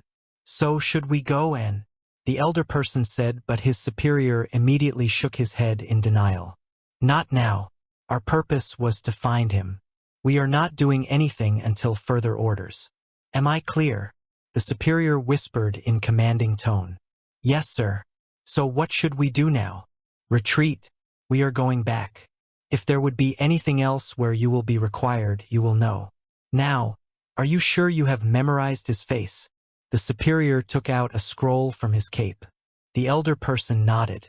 Very well. Let's go. Both the strangers turned back to disappear in the forests. I will look forward to see you again, Naruto. This brings an end to 7th chapter of this story. The next story will feature Naruto meeting his team. I have my tests coming up, so the next chapter might take a week to complete and upload. Therefore, whoever is seriously interested in this story, I hope there are lots, winky face, should read other stories on Naruto fanfic. Believe me, there are lots of superb stories there. Now, big question. Who were those two strangers? So, till then, it's a goodbye from NBD. See ya. Please review. Chapter 8. Hey guys. I am back with a new chapter of Naruto Reborn. As some people might have noticed, I have also started a story for Fairy Tail. If you are also a fan of Natsu, you should check out that story. So the updates will be a bit slower from now on. But don't worry, the story will go on. As long as your motivation and support continues in the form of reviews, PM, follow and favorite, I promise the chapter will keep coming on and on. Chapter 8. A bastard and a fangirl. Beep, beep, beep. A hand instinctively reached out of blanket to turn off the alarm clock. And soon Naruto emerged out of the blanket, rubbing his eyes. Naruto took a look in the table clock adjacent to his bed. 5:28 a.m. Early enough, he had to reach academy by 8 a.m. Still getting out of his bed, he went in bathroom, brushed his teeth, took a cold shower and wore his original clothes. Just when he was about to leave the wardrobe, he noticed his forehead protector lying on the table. He sighed before tying the forehead protector on his forehead. All set, Naruto muttered before looking back at clock. 7:03. About time I leave for academy. Naruto then went to his table and prepared breakfast for himself when he noticed that his fridge was basically filled with everything related to ramen. I seriously need to learn some cooking, or I would spend all day eating ramen every time I feel hungry, Naruto thought. After the breakfast, Naruto locked his apartment and headed to the academy. Hey boss! Naruto was on his way to academy when he heard an all too familiar voice of his recent underling. Konohamaru, what are you doing here? Stalking again? No way, Konohamaru crossed his arms. I just came to wish you all the best for your genin days. Naruto sighs, thank you. Now just get lost before Ebisu comes again looking for you. I don't want to face that cockroach again. Naruto continued his walk to academy. Konohamaru laughed as he too accompanied Naruto. You should have seen his face when he woke up later. He is still feeling ashamed since he lost to you in front of me. Naruto just nodded, already guessing that part long ago. Hey, I just remembered the reason why I came to you. Naruto could literally see a light bulb going off over Konohamaru's head. Didn't you just say you were here for wishing me? Naruto said. Yeah, but that was a secondary reason. The real reason was something else. Konohamaru began to look in a bag he was carrying on his back. After some seconds, Konohamaru stood up, flashing some adult magazines in front of Naruto. I have decided to research some more about sexy jutsu so that it becomes unbeatable. Naruto looked at the magazines with wide eyes. Where did you get these magazines? I found them in Gramps' office. He has kept them hidden behind the couch. Konohamaru grinned. Naruto looked towards the third Hokage's statue. You will be so proud of your grandson when you will discover his dirty secret. Right, Hokage-sama? Naruto made a sarcastic comment inside his head. Somewhere in his office, Sarutobi sneezed. Why do I have a bad feeling all of a sudden? He asked himself. I guess this is where we part ways, Naruto said as they saw Academy in front. All right, Konohamaru said as he punched his fist in air. Now I am going to find my secret training spot and train my best, and very soon I would be able to send you flying with a nosebleed. In your dreams, moron, Naruto said as Konohamaru rubbed the back of his neck with a sheepish smile. Just when Naruto was entering the academy, Konohamaru shouted, Do your best, boss, and make me proud. Konohamaru shouted with fire in his eyes. Geez, what a stupid brat. Naruto muttered before entering his class. Naruto entered his class to see almost all the students in the class. He just went to his seat and waited for the class to begin. Naruto, what the hell? Kiba patted Naruto on his back. Only those who had passed the exam are supposed to be here. An anime vein appeared on Naruto's forehead. Just because nobody saw him with headband, they seemed to think that Naruto failed in the exam. Can't you see the forehead protector, dumbass? Before Kiba could give a good reply, they were interrupted by a pink-haired girl. Hey, will you let me through? Naruto and Kiba turned to see Sakura Haruno standing there tapping her foot impatiently. Kiba growled in his Inuzuka style before going back to his seat. The girl was clearly impatient by now. Naruto, move your ass. I want to sit on the other side, Sakura growled. Yeah, sure, Naruto rolled his eyes before making way for her. The girl immediately clings to a certain black-haired boy. Naruto just shook his head in annoyance. He was grateful that he isn't some popular person unlike the boy on the corner of seat, who was actually glaring daggers at him. Sasuke Uchiha, the prodigy of the class, excelled at every point from skills and looks to the attitude and acting different. He maintained a cold shoulder to everyone, so it was a surprise to Naruto when he kept staring at him. What? Naruto finally asked after a long staring contest which ended in a draw. What do you mean by what? You were looking at me as if I am a ramen bowl, Sasuke replied in his cold tone. Naruto felt his eye twitch at the answer, that bastard. He kept his calm before answering, my bad. I thought I was looking at a duck, but later realized it was your face. I was just surprised when you began to act all lovey-dovey with Sakura. Now it was Sasuke's eye that began to twitch. Are you insinuating that my hairs looks like a duck butt? Sakura could only squeak as she felt her cheeks getting pink and imagining Sasuke falling for her. Still she managed to get a serious face. Don't trouble Sasuke-kun, you idiot. Hey, keep it a bit low, you big forehead, Ino Yamanaka. The arch-rival of Sakura shouted from behind. Back off, Ino pig, Sakura yelled back. And I thought you two are a fan of Sasuke-kun. Of course I am, Ino replied. But don't you think that even Naruto is looking a little cuter today? Naruto slammed his head on the table. Just shut up. So what? Sasuke-kun is still the best, Sakura said with heart in her eyes. Naruto made a mental note there. Fangirls, whoever they follow, are annoying. Starting today, all of you are real shinobi. Iruka began his farewell lecture. But you are still genin. The hard journey that lies ahead has just started. Now you will soon get mission to help the village. I hope you will follow your dreams and achieve great heights in your life. So today we will create the 3-person teams and each team will have a jounin sensei. You will follow your sensei's instructions to complete your missions. Sasuke. Puffed. 3-person teams? That only means more people in my way. Sakura. I just have to be in the same team as Sasuke-kun. Naruto. Doesn't matter. Just give me 2 guys who are not annoying like the 2 psychos on my bench. Teams just kept on going till Team 6. Now next is Team 7, Iruka announced. Haruno Sakura.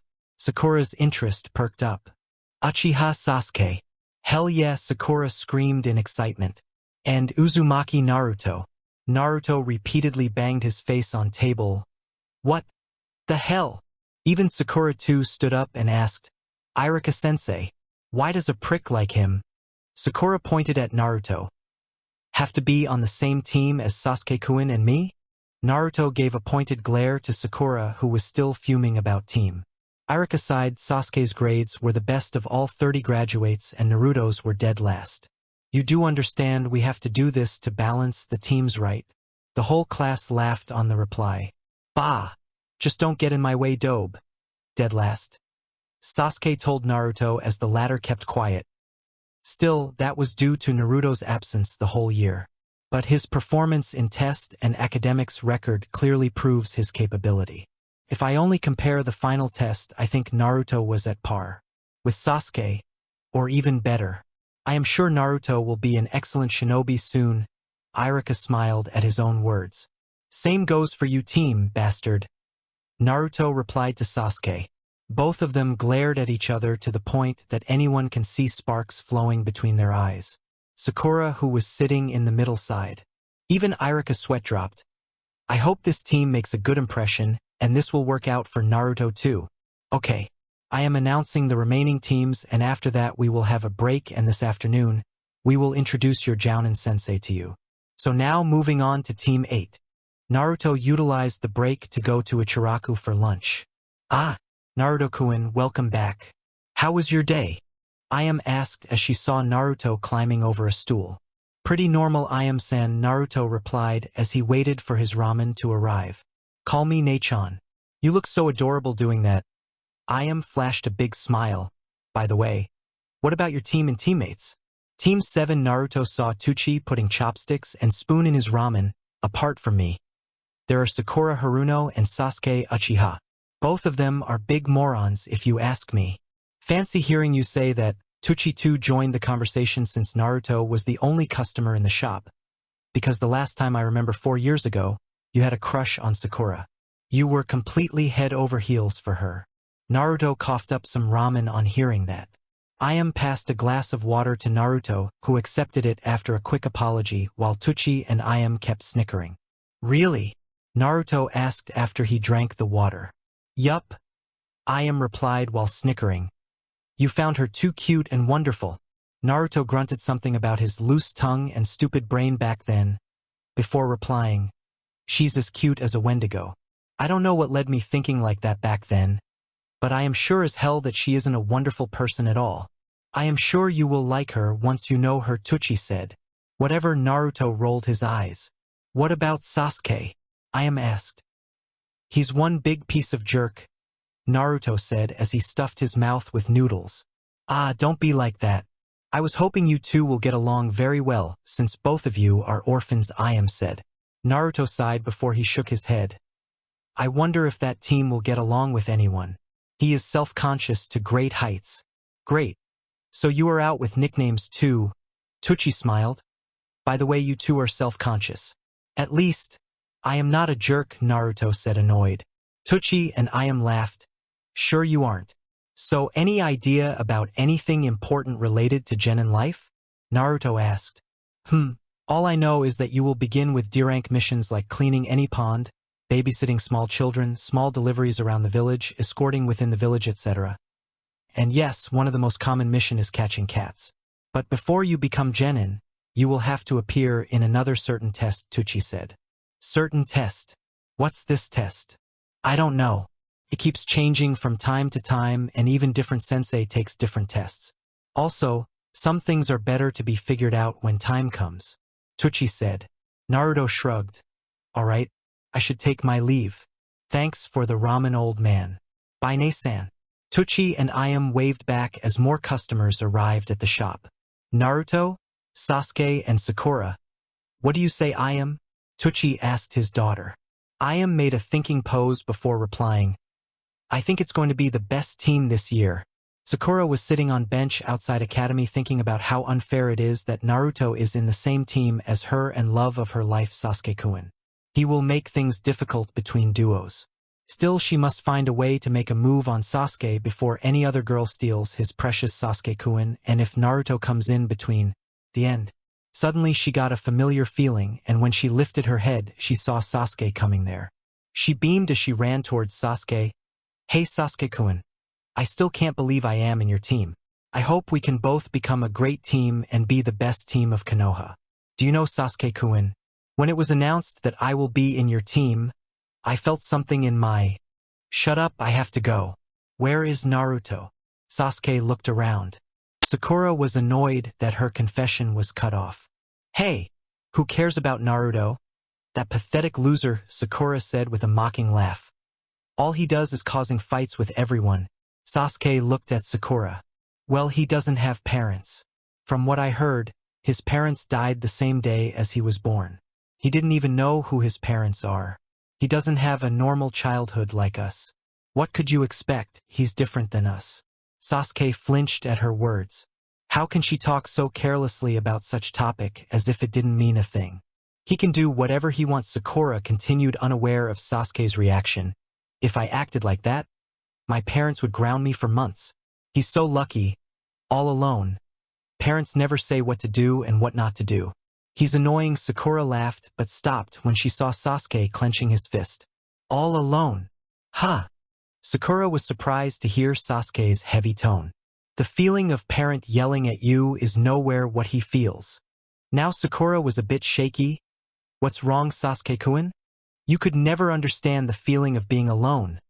Sasuke turned back angrily, glaring at Sakura. You are annoying. Sakura was stunned on hearing Sasuke's reply. There goes her plan to impress Sasuke and make a move on him. To hear the exact same words she used against Naruto, and that also from the love of her life, hurt Sakura. Glad to know. Sasuke and Sakura looked above to see Naruto sitting over one of the branches of tree. That someone has same thinking as me, Naruto said after he jumped down and landed in front of them. Naruto, since when have you been there? Sakura asked. Just when you began my description, Naruto replied, without even looking at Sakura, resulting in Sakura looking down in shame. I wasn't talking about you, Sasuke said. And I am glad for it, since there are certain things that make us different. It would be best if you don't compare us. Naruto replied. Naruto. I am sorry, Sakura finally replied. Don't be. Sakura was relieved on hearing that. After all, this is the least I could expect from the daughter of the person who is a prominent member of a group who is so persistent about killing me. I really was expecting more from you, Naruto said in a sarcastic tone. Sakura was stunned to hear that while Sasuke just narrowed his eyes. Anyways, it's getting late already. We should wait in our class till our sensei arrives, Naruto said, going towards academy. Naruto. Naruto turned behind to see Sasuke glaring at him. Fight me. Now it was Naruto who narrowed his eyes while Sakura looked helplessly where the things are going. There always seemed to be a different aura around you back. But recently your aura has changed. I want to see how much exactly you have changed. They stood like that almost for a minute with eyes locked to each other, both of them refusing to back down. After which Naruto broke the silence. Like hell I would fight now. Sasuke and Sakura were surprised. Our sensei could be here any time. I don't want to show them any bruised faces and set a bad example on first impression. So keep your challenge for some other time. Naruto resumed his walk to the academy building. Sasuke sighed and mentally hit himself for what he just said. Why did he seem so eager to fight with Naruto? He had no answer as he too followed Naruto, with Sakura tailing him, terribly confused with whatever is going on. Ah, so this is Naruto's apartment. A masked figure entered the room through window and looked around. Nothing unusual or out of place, the masked man rubbed his chin. I wonder why Hokage-sama asked me to investigate their rooms. They might be waiting in the academy for me, the masked figure thought. He saw a note sticking on the fridge about lack of food and to buy some groceries today. So this house doesn't even have some edibles. I think it's about time I visit the next apartment. There isn't anything interesting here. The masked figure went outside through same window and properly locked it. If he had seen closer, he would have noticed an unusual scroll lying among the pile of clothes. This brings an end to 8th chapter of the story. The next story will focus on Team 7 meeting their sensei and preparation for the certain test. I am glad that I have been receiving positive reviews about the story, and you people are supporting this story. Now, there is something I want to discuss. I had already mentioned previously that Naruto won't end up with Sakura, Ino, Hinata, or someone from the Leaf. Now I want suggestions about Sasuke. Who do you want Sasuke to pair with? I am starting a poll about Sasuke's pairing. Please vote your favorite Sasuke X_pair. I will be back soon with the new chapter. Until then, it's a goodbye from NBD. See ya. Please review. Chapter 9. Hi everyone. I am back with a new chapter. Last time, I mentioned about a poll on my profile and asked you people to vote your favorite pairing for Sasuke. Till now, I only received 6 votes. The fewer votes can only be because of 2 reasons. Either you don't care about whom gets paired up with Sasuke or you don't try to read the author's notes. If it's the first case, I humbly respect your views, but if it's second, I am saddened by this approach. Anyways, just so you know, the voting will be closed after release of Chapter 15. So please vote. And a really big thanks to Vander I for listing my story in his community. Thanks a lot for this. It really feels special. Now, without any further ado, here is the 9th chapter of the story. Enjoy! Chapter 9. Meet our sensei. Tap, tap, tap. Will you stop doing that? You are disturbing me, Naruto said to Sakura, who was anxiously pacing in the classroom. It has been hours, but still Team 7 sensei was still nowhere to be seen. Where the heck is our sensei? Sakura said to no one as she kept pacing around, ignoring Naruto's protest. All the other teams have already gone home after meeting their sensei, and we are still sitting in the class. Naruto and Sasuke were sitting on the front row seats. Naruto was trying to take a nap, ignoring Sakura's mumblings, while Sasuke was lost in his own world. The door opened and a masked ninja peeped inside. Is this Team 7? Yeah, this is Team 7, Sakura said, pleased that their sensei finally showed up. Hold on a sec. I know you. You are that guy who... Naruto stopped in time before revealing that he is the same person who stopped him when he was about to kill the leader of the group that attacked him on his Genin test day. Oh. So we meet again, the masked ninja waved at Naruto. Sasuke looked between their sensei and Naruto to find any clue to whatever happened between them, but was unsuccessful as neither opened their mouth further about the incident. The masked ninja looked at all 3 of them and tried to analyze them. None of them looked any special to him. How can I say this? The masked ninja rubbed his forehead. My first impression is I don't like you guys. Dumbass, all 3 of them thought at once. Alright, meet me at the rooftop. Unfortunately, it's my job to find something useful about useless people. Don't be late, the masked ninja turned behind to walk to rooftop. If the masked ninja had turned behind, he would have seen 3 pairs of twitching eyebrows of his new students. Well, let's begin with introducing yourselves, their sensei said. What do you want to know? Sasuke asked. How about your likes, dislikes, your dreams for the future and things like that? The ninja asked. Then why don't you introduce yourself to us first? Naruto asked. Yeah, you look kind of suspicious, Sakura supported Naruto. Oh, me? Well, my name is Hatake Kakashi. I have no desire to tell you my likes and dislikes. Dreams for the future, And I have lots of hobbies, Kakashi replied. So all he told us is his name. All 3 of them shared the same thought. So you on the left, begin, Kakashi pointed towards Sakura. My name is Haruno Sakura. The thing I like is... Looks at Sasuke. Well, the person I like is... And, my dream for the future... Lets out a girlish scream, still looking towards Sasuke. My hobby is...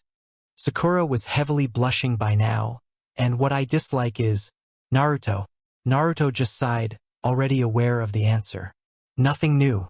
Girls like her age are more interested in love, relationship and boys rather than mission, team and village, Kakashi thought. Okay. Now the one in the middle, Kakashi continued. My name is Uchiha Sasuke. There are lots of things I dislike and I don't really like anything. And I don't have a dream, but I have an ambition. It is resurrection of my clan and to kill a certain man. Cool, Sakura thought. Like I thought, Kakashi said to himself.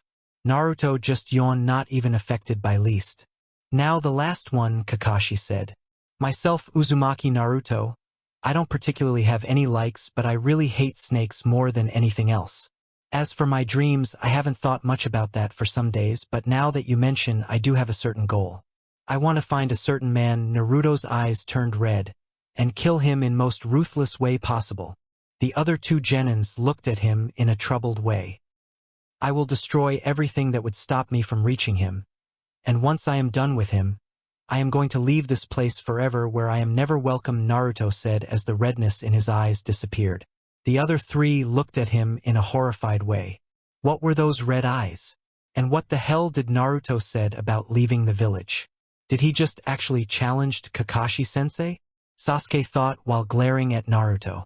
I never knew Naruto had such a dangerous goal, Sakura thought. I just hope that person isn't someone of this village. As for hobbies, sleeping and reading, I guess Naruto finished in his usual calm tone. He really is serious about kidnapper, and that redness was definitely Kyuubi's effect.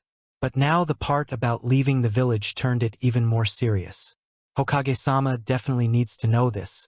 I have to be very careful with him, Kakashi thought.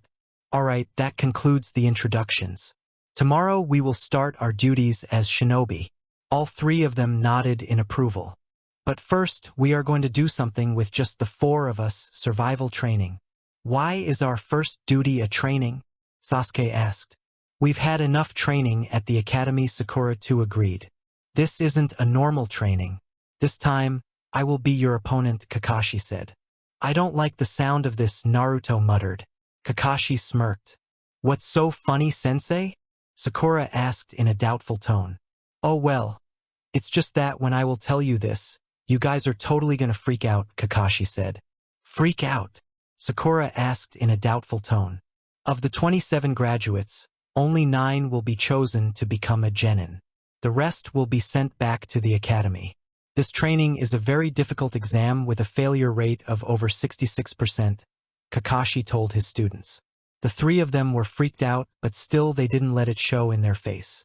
Oh, and if you are wondering about the point of graduating, that was just to select those who have the change to become genin, Kakashi added. Anyway, tomorrow you have to show your real skills on the training ground. Bring all the shinobi tools you have and skip breakfast. You might throw up. PFT, now this just makes it a real deal. You can't fail here. If I fail, then my dream will break. No, I have to survive until I found him, and then I will. Naruto was having a hard time controlling his rage. The details are on this page. I will meet you tomorrow at training grounds. Don't be late tomorrow, Kakashi said as he disappeared with a small blast of smoke. If I fail this, I will be separated from Sasuke-kun. This is a test of love. Sakura was freaking from inside. Sasuke just crumpled his paper to relieve his stress. Naruto just checked his paper to find any relief, but to his disappointment, there weren't any. All three of them had only one thought at that moment, tomorrow or never. It was already evening by the time when Team 7 decided to return their home. Sakura was trying to start a conversation with Sasuke, only to be completely ignored. As for Naruto, he was simply kicking pebbles on the road while walking, silently laughing on Sakura's futile try. Finally, Team 7 reached the bisection which leads to Uchiha compound. Sasuke-kun, let's do our best tomorrow and complete the survival training. Sakura beamed at Sasuke. I can do this on my own. I don't even need anyone's help for this. Sasuke gave a cold glare to his teammates. Wow, you really are one good boy, aren't you? Naruto made a sarcastic comment. Sasuke glared at Naruto. All day, both of them were trying to get on each other's nerves. Sasuke had the upper hand, but Naruto settled the score with this. Now I would leave you two alone for your private conversations, Naruto said, and Sasuke got irked on seeing Sakura's blush. But before that, a piece of advice for you? Don't even think about skipping the breakfast. Something tells me this is some bluff. You mad or what? Kakashi-sensei specifically mentioned that the training can even make us throw up, Sasuke said. It's your oversmartness that will eventually cost you one day. You should better listen to Sasuke-kun and follow sensei's advice. Sakura immediately added her reply with Sasuke. Naruto just shrugged on listening. It's your choice. I was just suggesting. Naruto turned to leave as Sasuke said loud enough for Naruto to hear. I hope you won't regret filling your tummy with some nasty ramen. The way Naruto clenched his fists showed that job was done. So Sasuke wins for today. Yeah. Now just go and stuff your face with tomatoes or something like that, Naruto said before disappearing. Sasuke felt his eye twitching. There was no way Naruto knew his love of tomatoes. Sasuke just grunted and disappeared in his house. Change of result. Naruto wins with bonus point. Sakura just stood dumbfounded over the slip of the chance where she and her Sasuke-kun could spend some time alone. Knock knock. Come in, Sarutobi said while looking outside through window.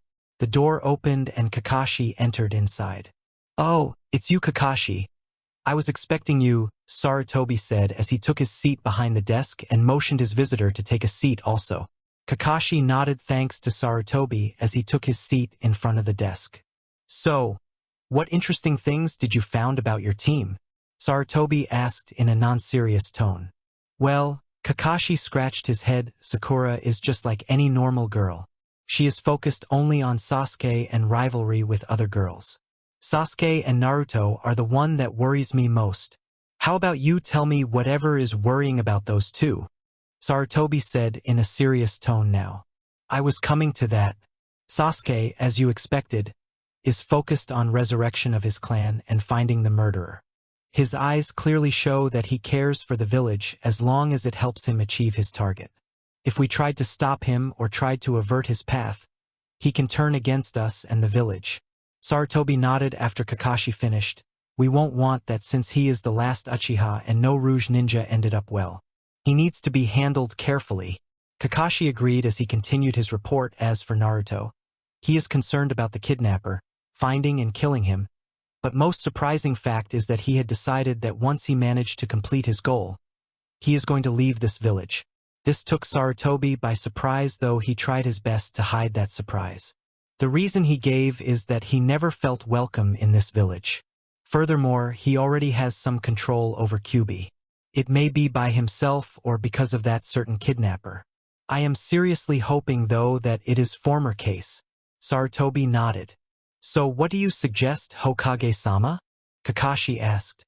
As for Sasuke, I think we have to make sure that he won't ever hear of that certain man. He is still an amateur genin, and if he heard of his brother, he would blindly rush to that man and will most likely get himself killed, Sarutobi said, and Kakashi showed his agreement. Naruto's case is a bit different. He had already decided that he is going to leave the village. We have two choices. Either the villagers change their minds about Naruto or the few people that actually still care for Naruto convince him to change his mind. I am relying heavily on the second option since it will still take years for villagers to change their mind, Sarutobi finished. Why can't we keep a watch on him? Kakashi asked. No. That would only result in him feeling like some prisoner. And if he really felt that way, his desire of escaping the village would only increase, Sarutobi said after lighting his cigar. You are being really soft toward him, Kakashi added with a chuckle. Yes, I have to. For us, he is Naruto, but for many others in this and other villages, he is either a monster or a mere tool. If we want Naruto to be a hero that fourth Hokage dreamt of, we have to make sure that he never falls into darkness, Sarutobi sighed as he blew out some smoke from his cigar. Team 7 will have their survival training tomorrow. Please don't expect me to go soft on them like you do, Kakashi said as he prepared to leave. I don't expect any leniency from you, Sarutobi said. Still, I want you to make them realize that you are leagues ahead of them in terms of power.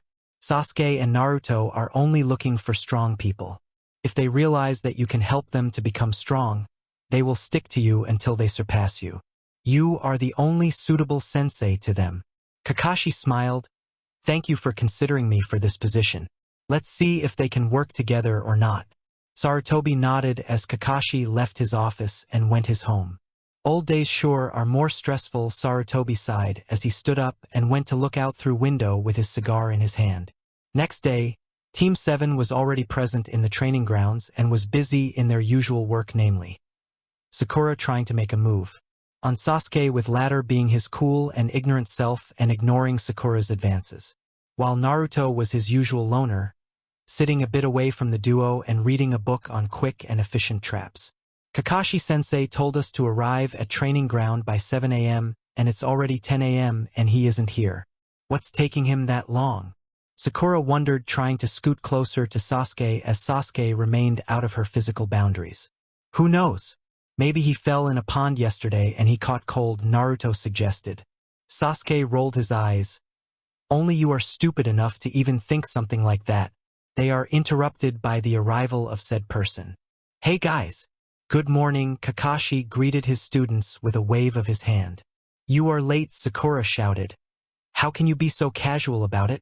Sorry. I just got lost on the path to this ground, Kakashi said with a shrug. Gore.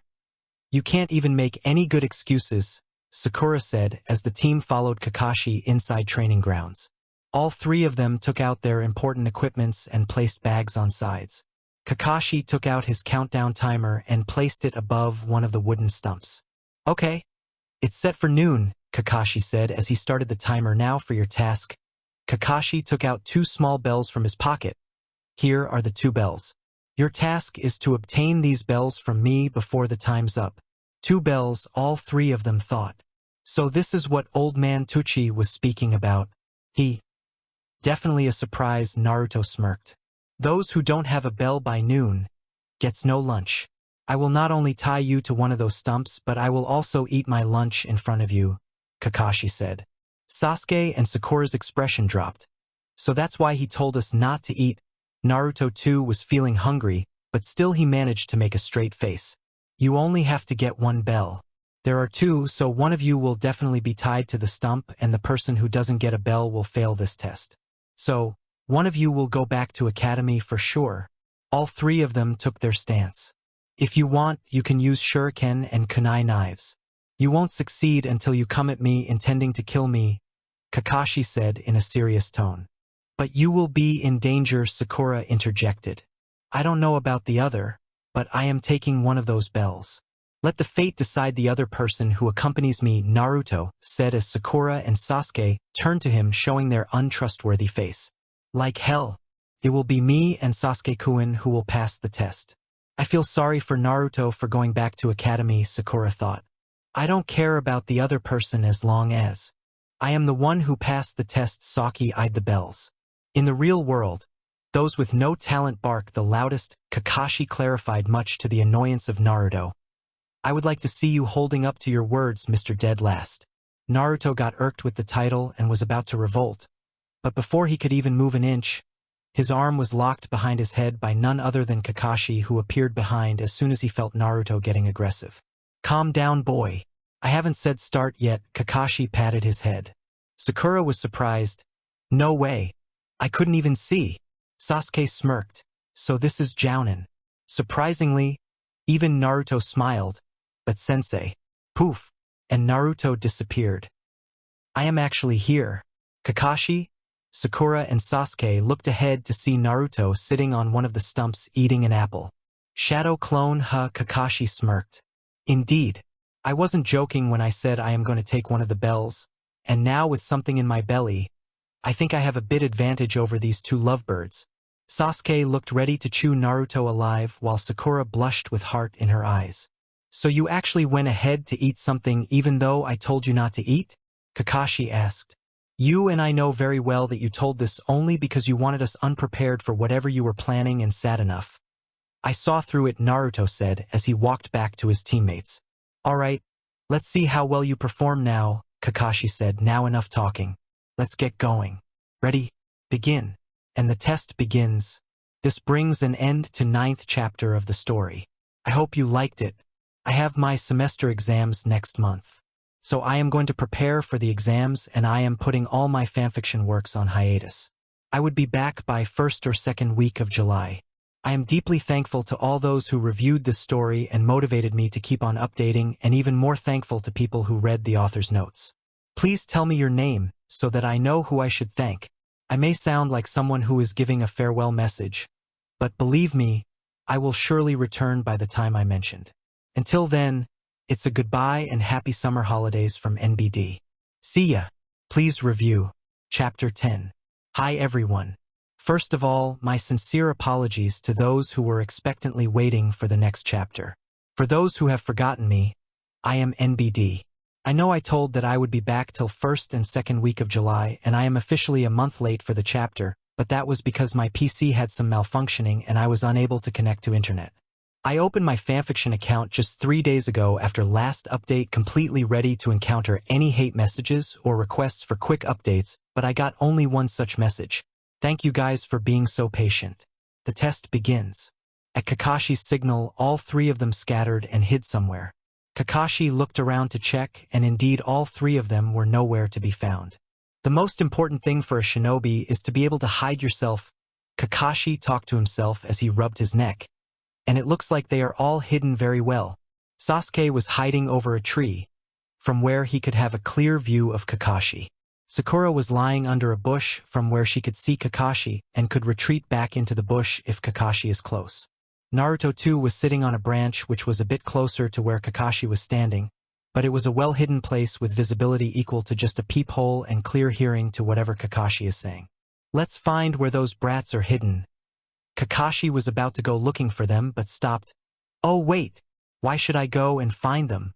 After all, if they want to pass the test, they would come to find me instead. Kakashi smiled as he congratulated himself for good thinking. Just when Kakashi was about to rest a bit, a huge explosion occurred where Kakashi was standing. Sasuke and Sakura were wide-eyed at the sudden explosion. Just when the duo were about to rush to the spot, they heard Naruto's voice as the smoke began to clear. Well, I don't think you were bluffing when you said we have to come with the intention to kill. Naruto could be seen standing as the smoke cleared. I am honored that you acknowledged me, Kakashi said as he appeared unscathed. Kakashi-sensei completely survived this. Sakura was really surprised. Sasuke concentrated on the interaction between Naruto and Kakashi. It was about time you came out. I knew that you would be the first one to appear, Kakashi said. What can I say? Naruto shrugged. I guess I have the least patience among three of us. Okay. Now, like it or not, you are out in the field, and you can't escape now, Kakashi glared. Don't worry. I don't plan to do that, Naruto assured. So what do you plan to do? Kakashi asked, slightly amused. Simple, we fight, I win. Take one of those bell and retreat, Naruto said in such a casual way that the other three face-palmed themselves. What a fool, Sasuke grumbled. He's actually trying to provoke him. Ah, those were some big words coming from you. That won't make things easier for you anyway, Kakashi said. And, you were a little bit off. Don't tell me he already noticed, Naruto said to himself. The only thing that's a bit off is your haircut, Naruto replied. I have a feeling that Kakashi won't be pleased with this, Sasuke said to himself. Really? Kakashi said. Now you have made me a little bit annoyed. In other words, the fight is officially on, Naruto said as he charged towards Kakashi. Kakashi put his hand in his ninja pouch. Naruto stopped in his tracks to see whatever Kakashi is pulling out. You are a little undisciplined. I have to correct that. Shinobi fighting lesson number 1 taijutsu. I will show you. Give me your best shot, Kakashi said. Naruto raised his eyebrows. Taijutsu is shinobi hand-to-hand combat. Then why is he pulling out a weapon? Kakashi pulled out a book from his pocket, much to the trio's surprise. Don't tell me all he brought in his ninja pouch is some book? Sasuke thought. What's with that book? Is that some new jutsu? Sakura thought. Of all things, he pulled out a book? And what's with that title? Come Paradise. Is that some children's storybook? Naruto thought. Hey, what's wrong? Hurry up and attack me. What are you waiting for? Kakashi asked as he opened the book. Naruto awkwardly pointed his finger to the book. What's with the book? Oh, this. I just want to know what happens next, Kakashi said as he finally found his bookmark. Naruto felt his eyes twitch with anger. To think I almost blasted him minutes ago. And he still care to take me that lightly? Are you kidding me? Naruto was pissed off. But don't worry. It won't make a difference against you guys, SP, when I am facing dead last of the year. That is so full of himself, Kakashi said, turning the pages. It took a moment for the words to sink in Naruto's head. But when it settled, let's just say, Naruto was completely fuming. Naruto could see the words dead last of the year hanging in the air and lots of glitters and flowers falling around those words. That's it. Naruto had completely lost it. You shouldn't have said that, Naruto said as he rushed to attack. Naruto's fist was completely blocked by Kakashi using his free hand. Next, Naruto tried a roundhouse kick, but Kakashi easily ducked through it. Just when Naruto was about to go for another punch, Kakashi appeared behind him. A shinobi isn't supposed to get caught from behind, Kakashi said. Sakura noticed Kakashi making hand seals, and immediately understood that Kakashi is using a fire-type jutsu. Despite the danger of her being found out, she shouted, "Naruto, run away. You are going to get killed." Crap. Naruto tried to jump, but his feet were stuck in the ground somehow. Too late, Kakashi said. Sasuke and Sakura saw a glint in Kakashi's eye as he shouted, "Hidden Leaf Ancient Taijutsu Supreme Technique. A 1,000 years of pain." Naruto went flying shouting, "A long-stretched bastard," and fell in the river as the other two sweat dropped. "That isn't a jutsu. Supreme technique, my foot. That was just a powerful ass poke," Sakura said to herself. "Two total idiots. And one of them is supposed to be our sensei." "Damn," Sasuke grumbled as he saw Naruto went flying. That was easy," Kakashi said as he resumed his reading. Sasuke, though he would never admit, was a little disappointed. He was hoping that Naruto will at least put Kakashi on defensive even for a short while, and that's when he would attack and take a bell. "He's a jounin. How can we ever beat him?" Sakura said to herself, a little relieved that she still was hidden. "What can we do? This is so unfair." Some moments later, 3 shuriken come flying from underwater towards Kakashi, who didn't even glance at them and simply caught them in his fingers. It was when Naruto emerged out of the water and coughed before sitting on one of the rocks. "Hey, what's wrong? This is no time to rest. If you didn't get a bell before noon, you won't get any lunch, and I will personally tie you to those poles," Kakashi said. "I know. Just shut up and let me get my breath back," Naruto snapped.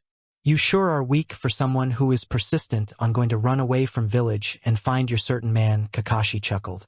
"Stop frustrating me, and just so you know, I am still doing better than those 2 idiots who may be cuddling to themselves and rubbing their stomachs somewhere," Naruto said.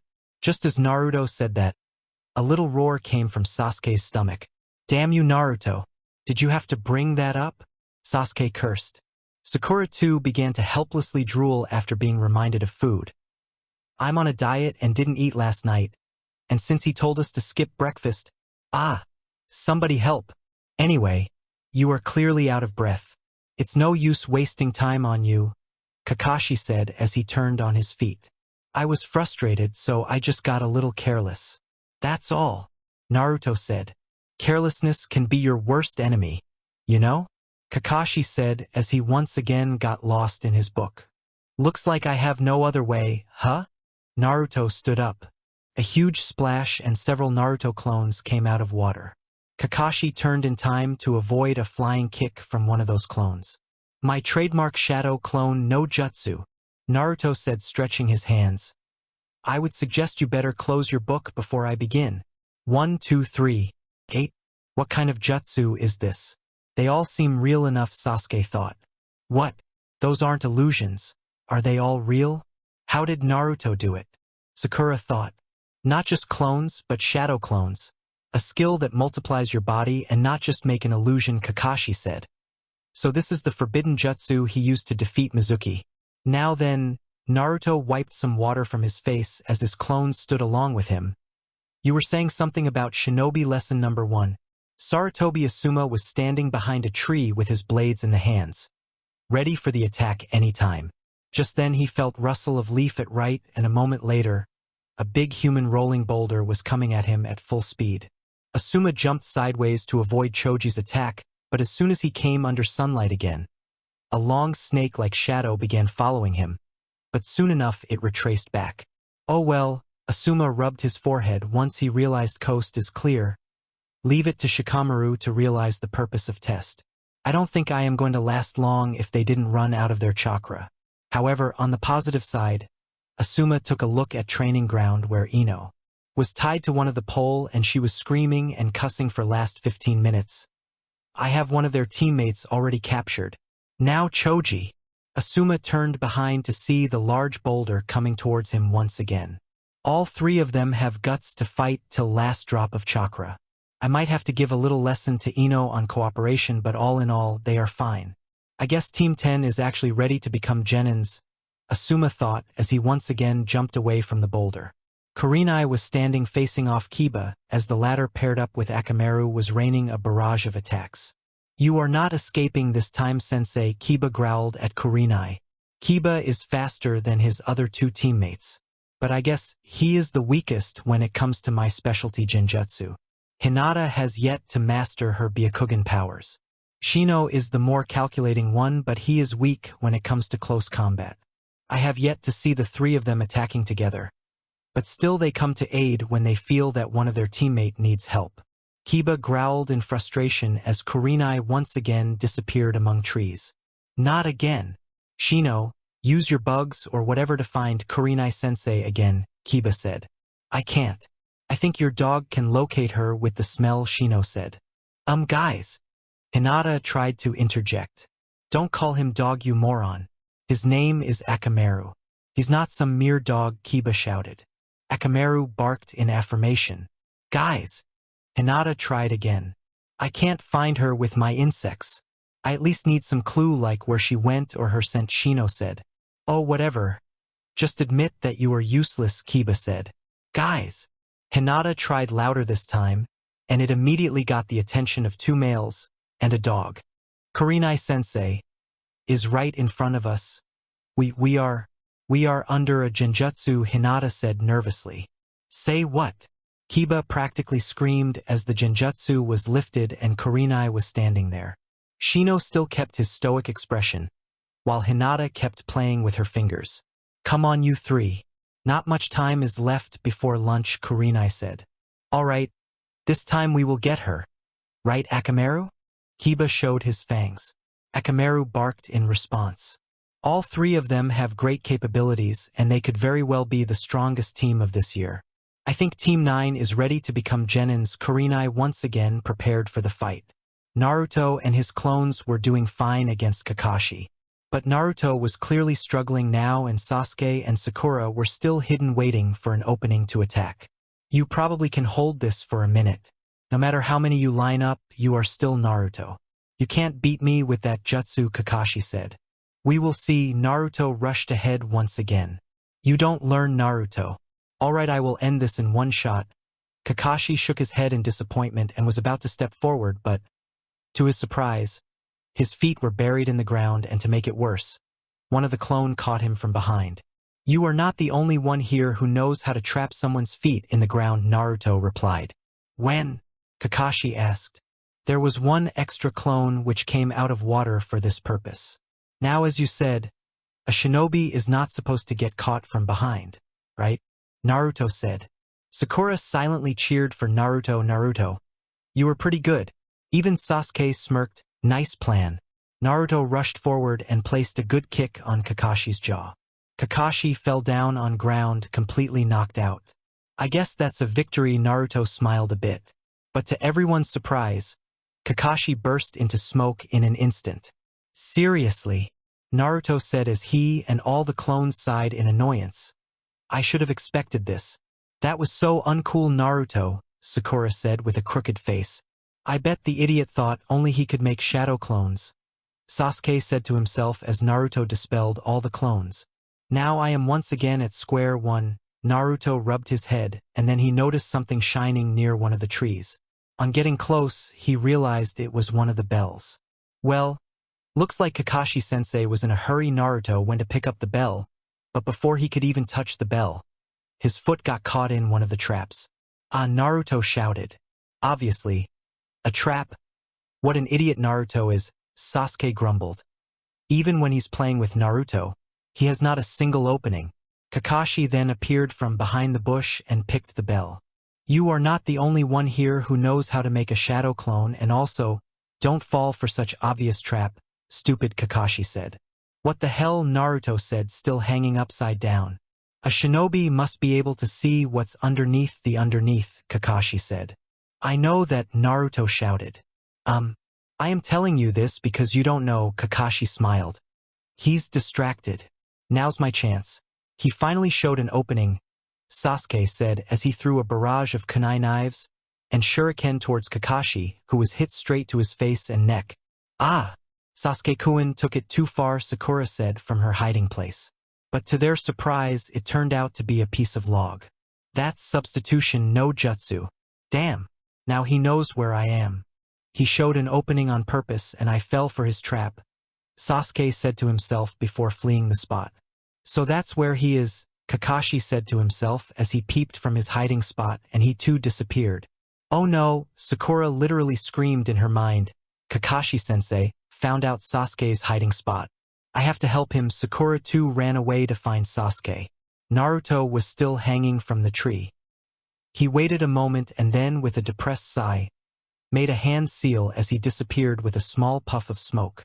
The real Naruto, who hadn't moved an inch from his hiding spot since the beginning of test, shook his head in annoyance.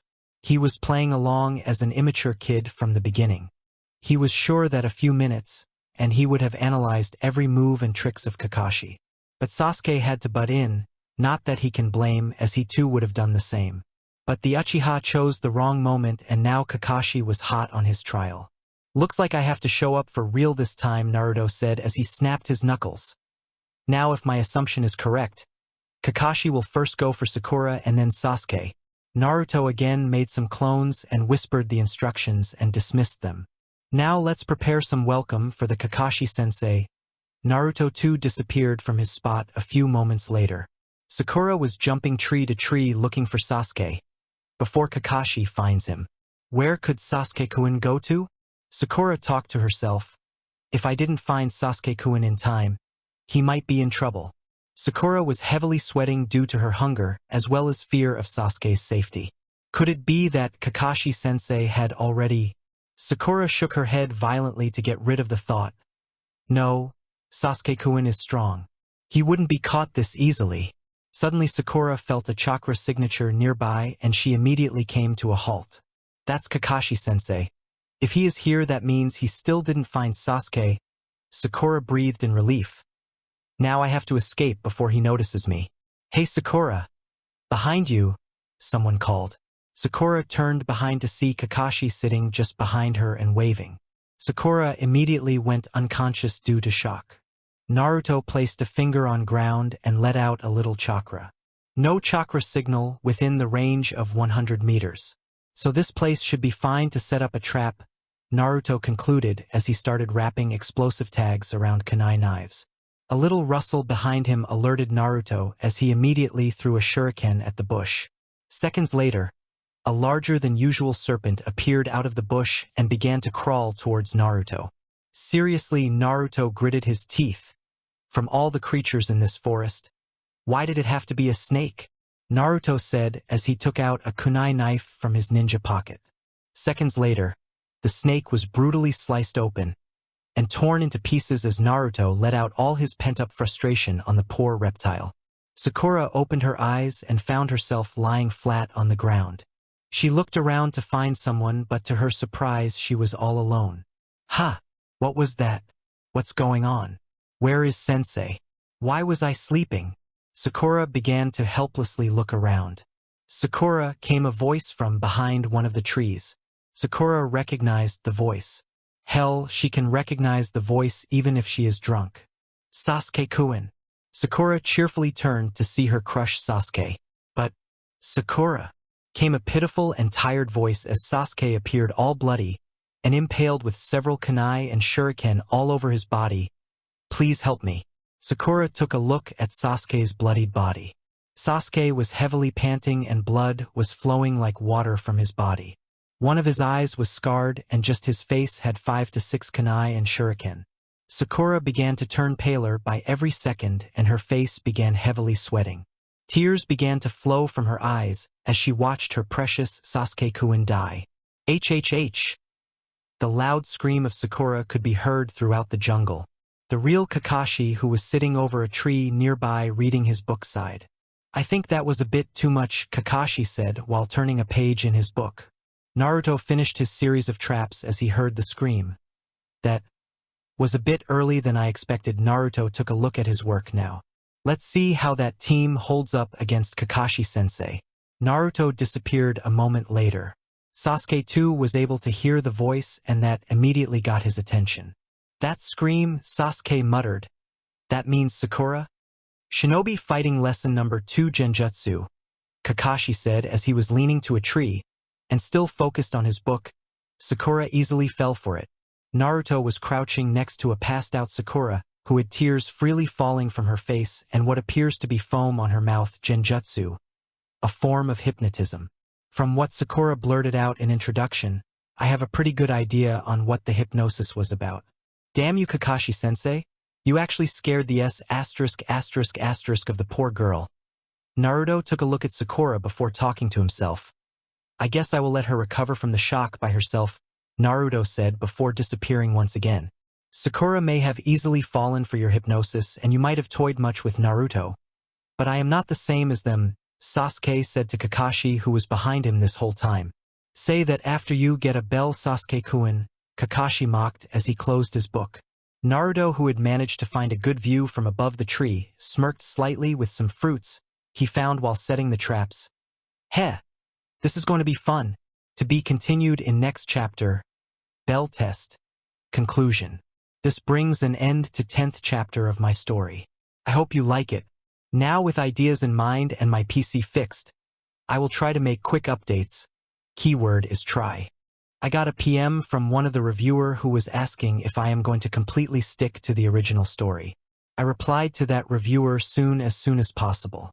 But that gave me a thought that most of the readers might also raise this question in the future, so I better reply this in the author's notes. I am going to stick to some major arcs and one anime-exclusive arc in the original story till the Sasuke retrieval arc. Once the story gets to Naruto Shippuden, it will take a major turn from the original plot. I am also planning to put 3 to 4 one-shot filler arcs between the updates, one of which you are going to see soon enough. So I will try to be back soon with more chapters. Until then, it's a goodbye from NBD. It's raining outside, so I have to run outside and park my bike in the garage or it will be all wet and the new paint will be all messed up. See ya. And please review Chapter 11. Hey guys.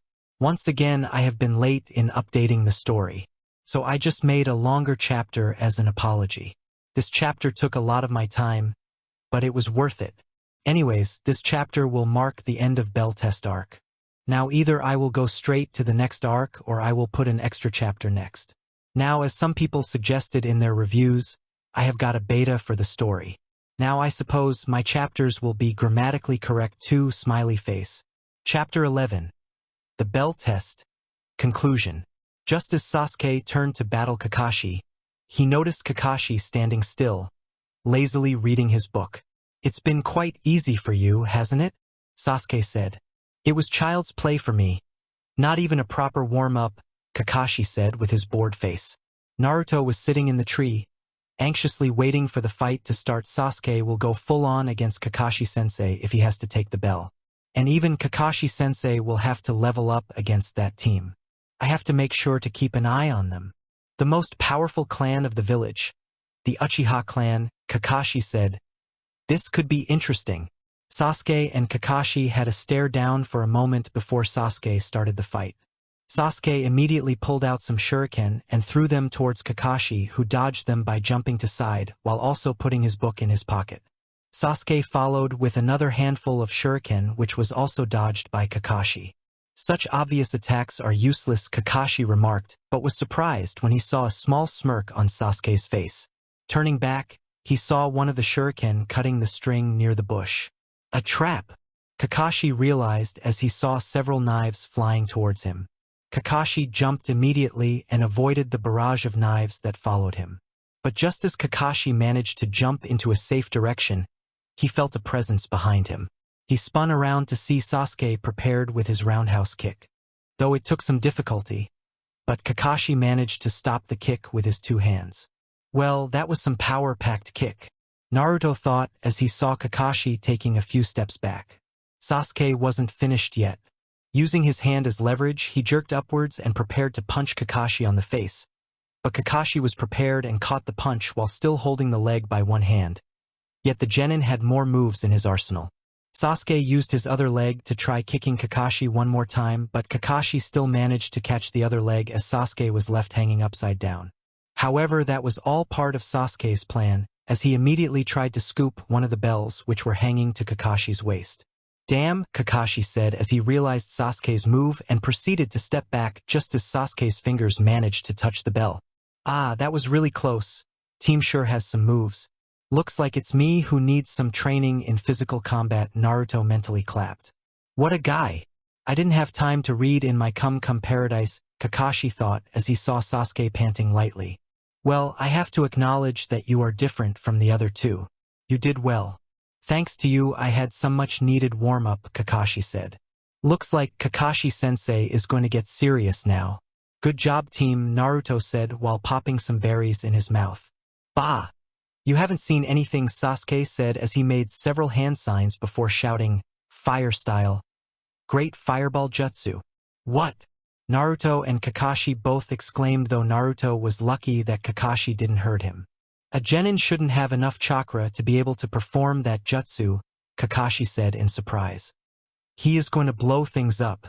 I have to move. Naruto immediately jumped out of harm's way. A huge torrent of flames erupted from Sasuke's mouth that engulfed and burnt everything in its path. There goes my snacks, Naruto said as he watched the tree where he was sitting burn into ashes. As Sasuke finished blowing flames, he noticed Kakashi was nowhere to be seen. He's gone. Sasuke panicked, looking around. In the air? No, on the side. Where could he be? Below you. Before Sasuke could even move, a hand emerged out of the ground and caught Sasuke's foot. What? Sasuke was taken by surprise. Earth style. Inner decapitation. Sasuke cried out as he was pulled down until only his head remained out of the ground. Kakashi dusted his clothes before bending down towards Sasuke. Shinobi fighting lesson number 3 ninjutsu, Kakashi said while smirking. Well, you are already way further with this than the others. Sasuke narrowed his eyes. But hey, they say an exposed nail should be hammered in. Ha! Ha! Kakashi laughed. Damn you, Sasuke gritted his teeth. Now it's time for the final fight. You can come down now. Naruto, Kakashi said. Naruto sighed as he jumped down in front of Kakashi. You knew. Naruto raised his eyebrow. I was aware from the very start when you sent your clones instead of showing up yourself, Kakashi. I smiled. Naruto scratched behind his head. Tage. And here I thought I was sneaky. You are 100 years too young to trick me like that, Kakashi said. So your clones managed to surprise me once? Sakura was no problem. Sasuke managed to put up a better fight than I expected. So where do the real you stand actually? Well, all I can tell you is that you were in for a surprise, Naruto said as he cracked his knuckles. Nothing you do will surprise me. I have read your files, Naruto, Kakashi said as Sasuke looked in surprise at Naruto when he heard that Naruto was just playing before. Is that so? In that case, you will be even more surprised, Naruto said as he took out his shuriken to start the battle. Meanwhile, Sakura, who was unconscious due to the shock, finally opened her eyes. Huh, Sakura rubbed her head. What am I doing here? Moments later, Sakura remembered everything. Oh yeah, Sasuke-kun was near death. And he asked me for help. Sakura immediately stood up. Sasuke-kun, don't die and leave me behind. Where are you? Sakura yelled, running around. Ino, are you even listening to me? Asuma sighed. I can't believe it. I am so happy. Ino was just dancing around. I am a genin after all. I am a genin. I just hope Sakura fails her test. Then Sasuke-kun will be all mine. What a drag. Shikamaru was just making his lazy face. Now my mother will be happy like some crazy woman and will give me some big boring lecture. I hate being a genin. Choji was wildly munching his chips, which was his normal reaction. Okay everyone, we will begin our mission as Team 10. Asuma said, lighting his cigarette. Go and have some rest. I have to submit the report to Hokage-sama. Hey Shikamaru, Choji said. My dad said that he will take me to a treat to yakiniku if I pass this test. Will you come? Nah, Shikamaru shrugged the offer. I have a shogi match with my dad. I have yet to defeat my old man. Of course, your dad would be very proud of you, Asuma said, patting Shikamaru on his back as he left. So out of 9, 3 spots are already filled?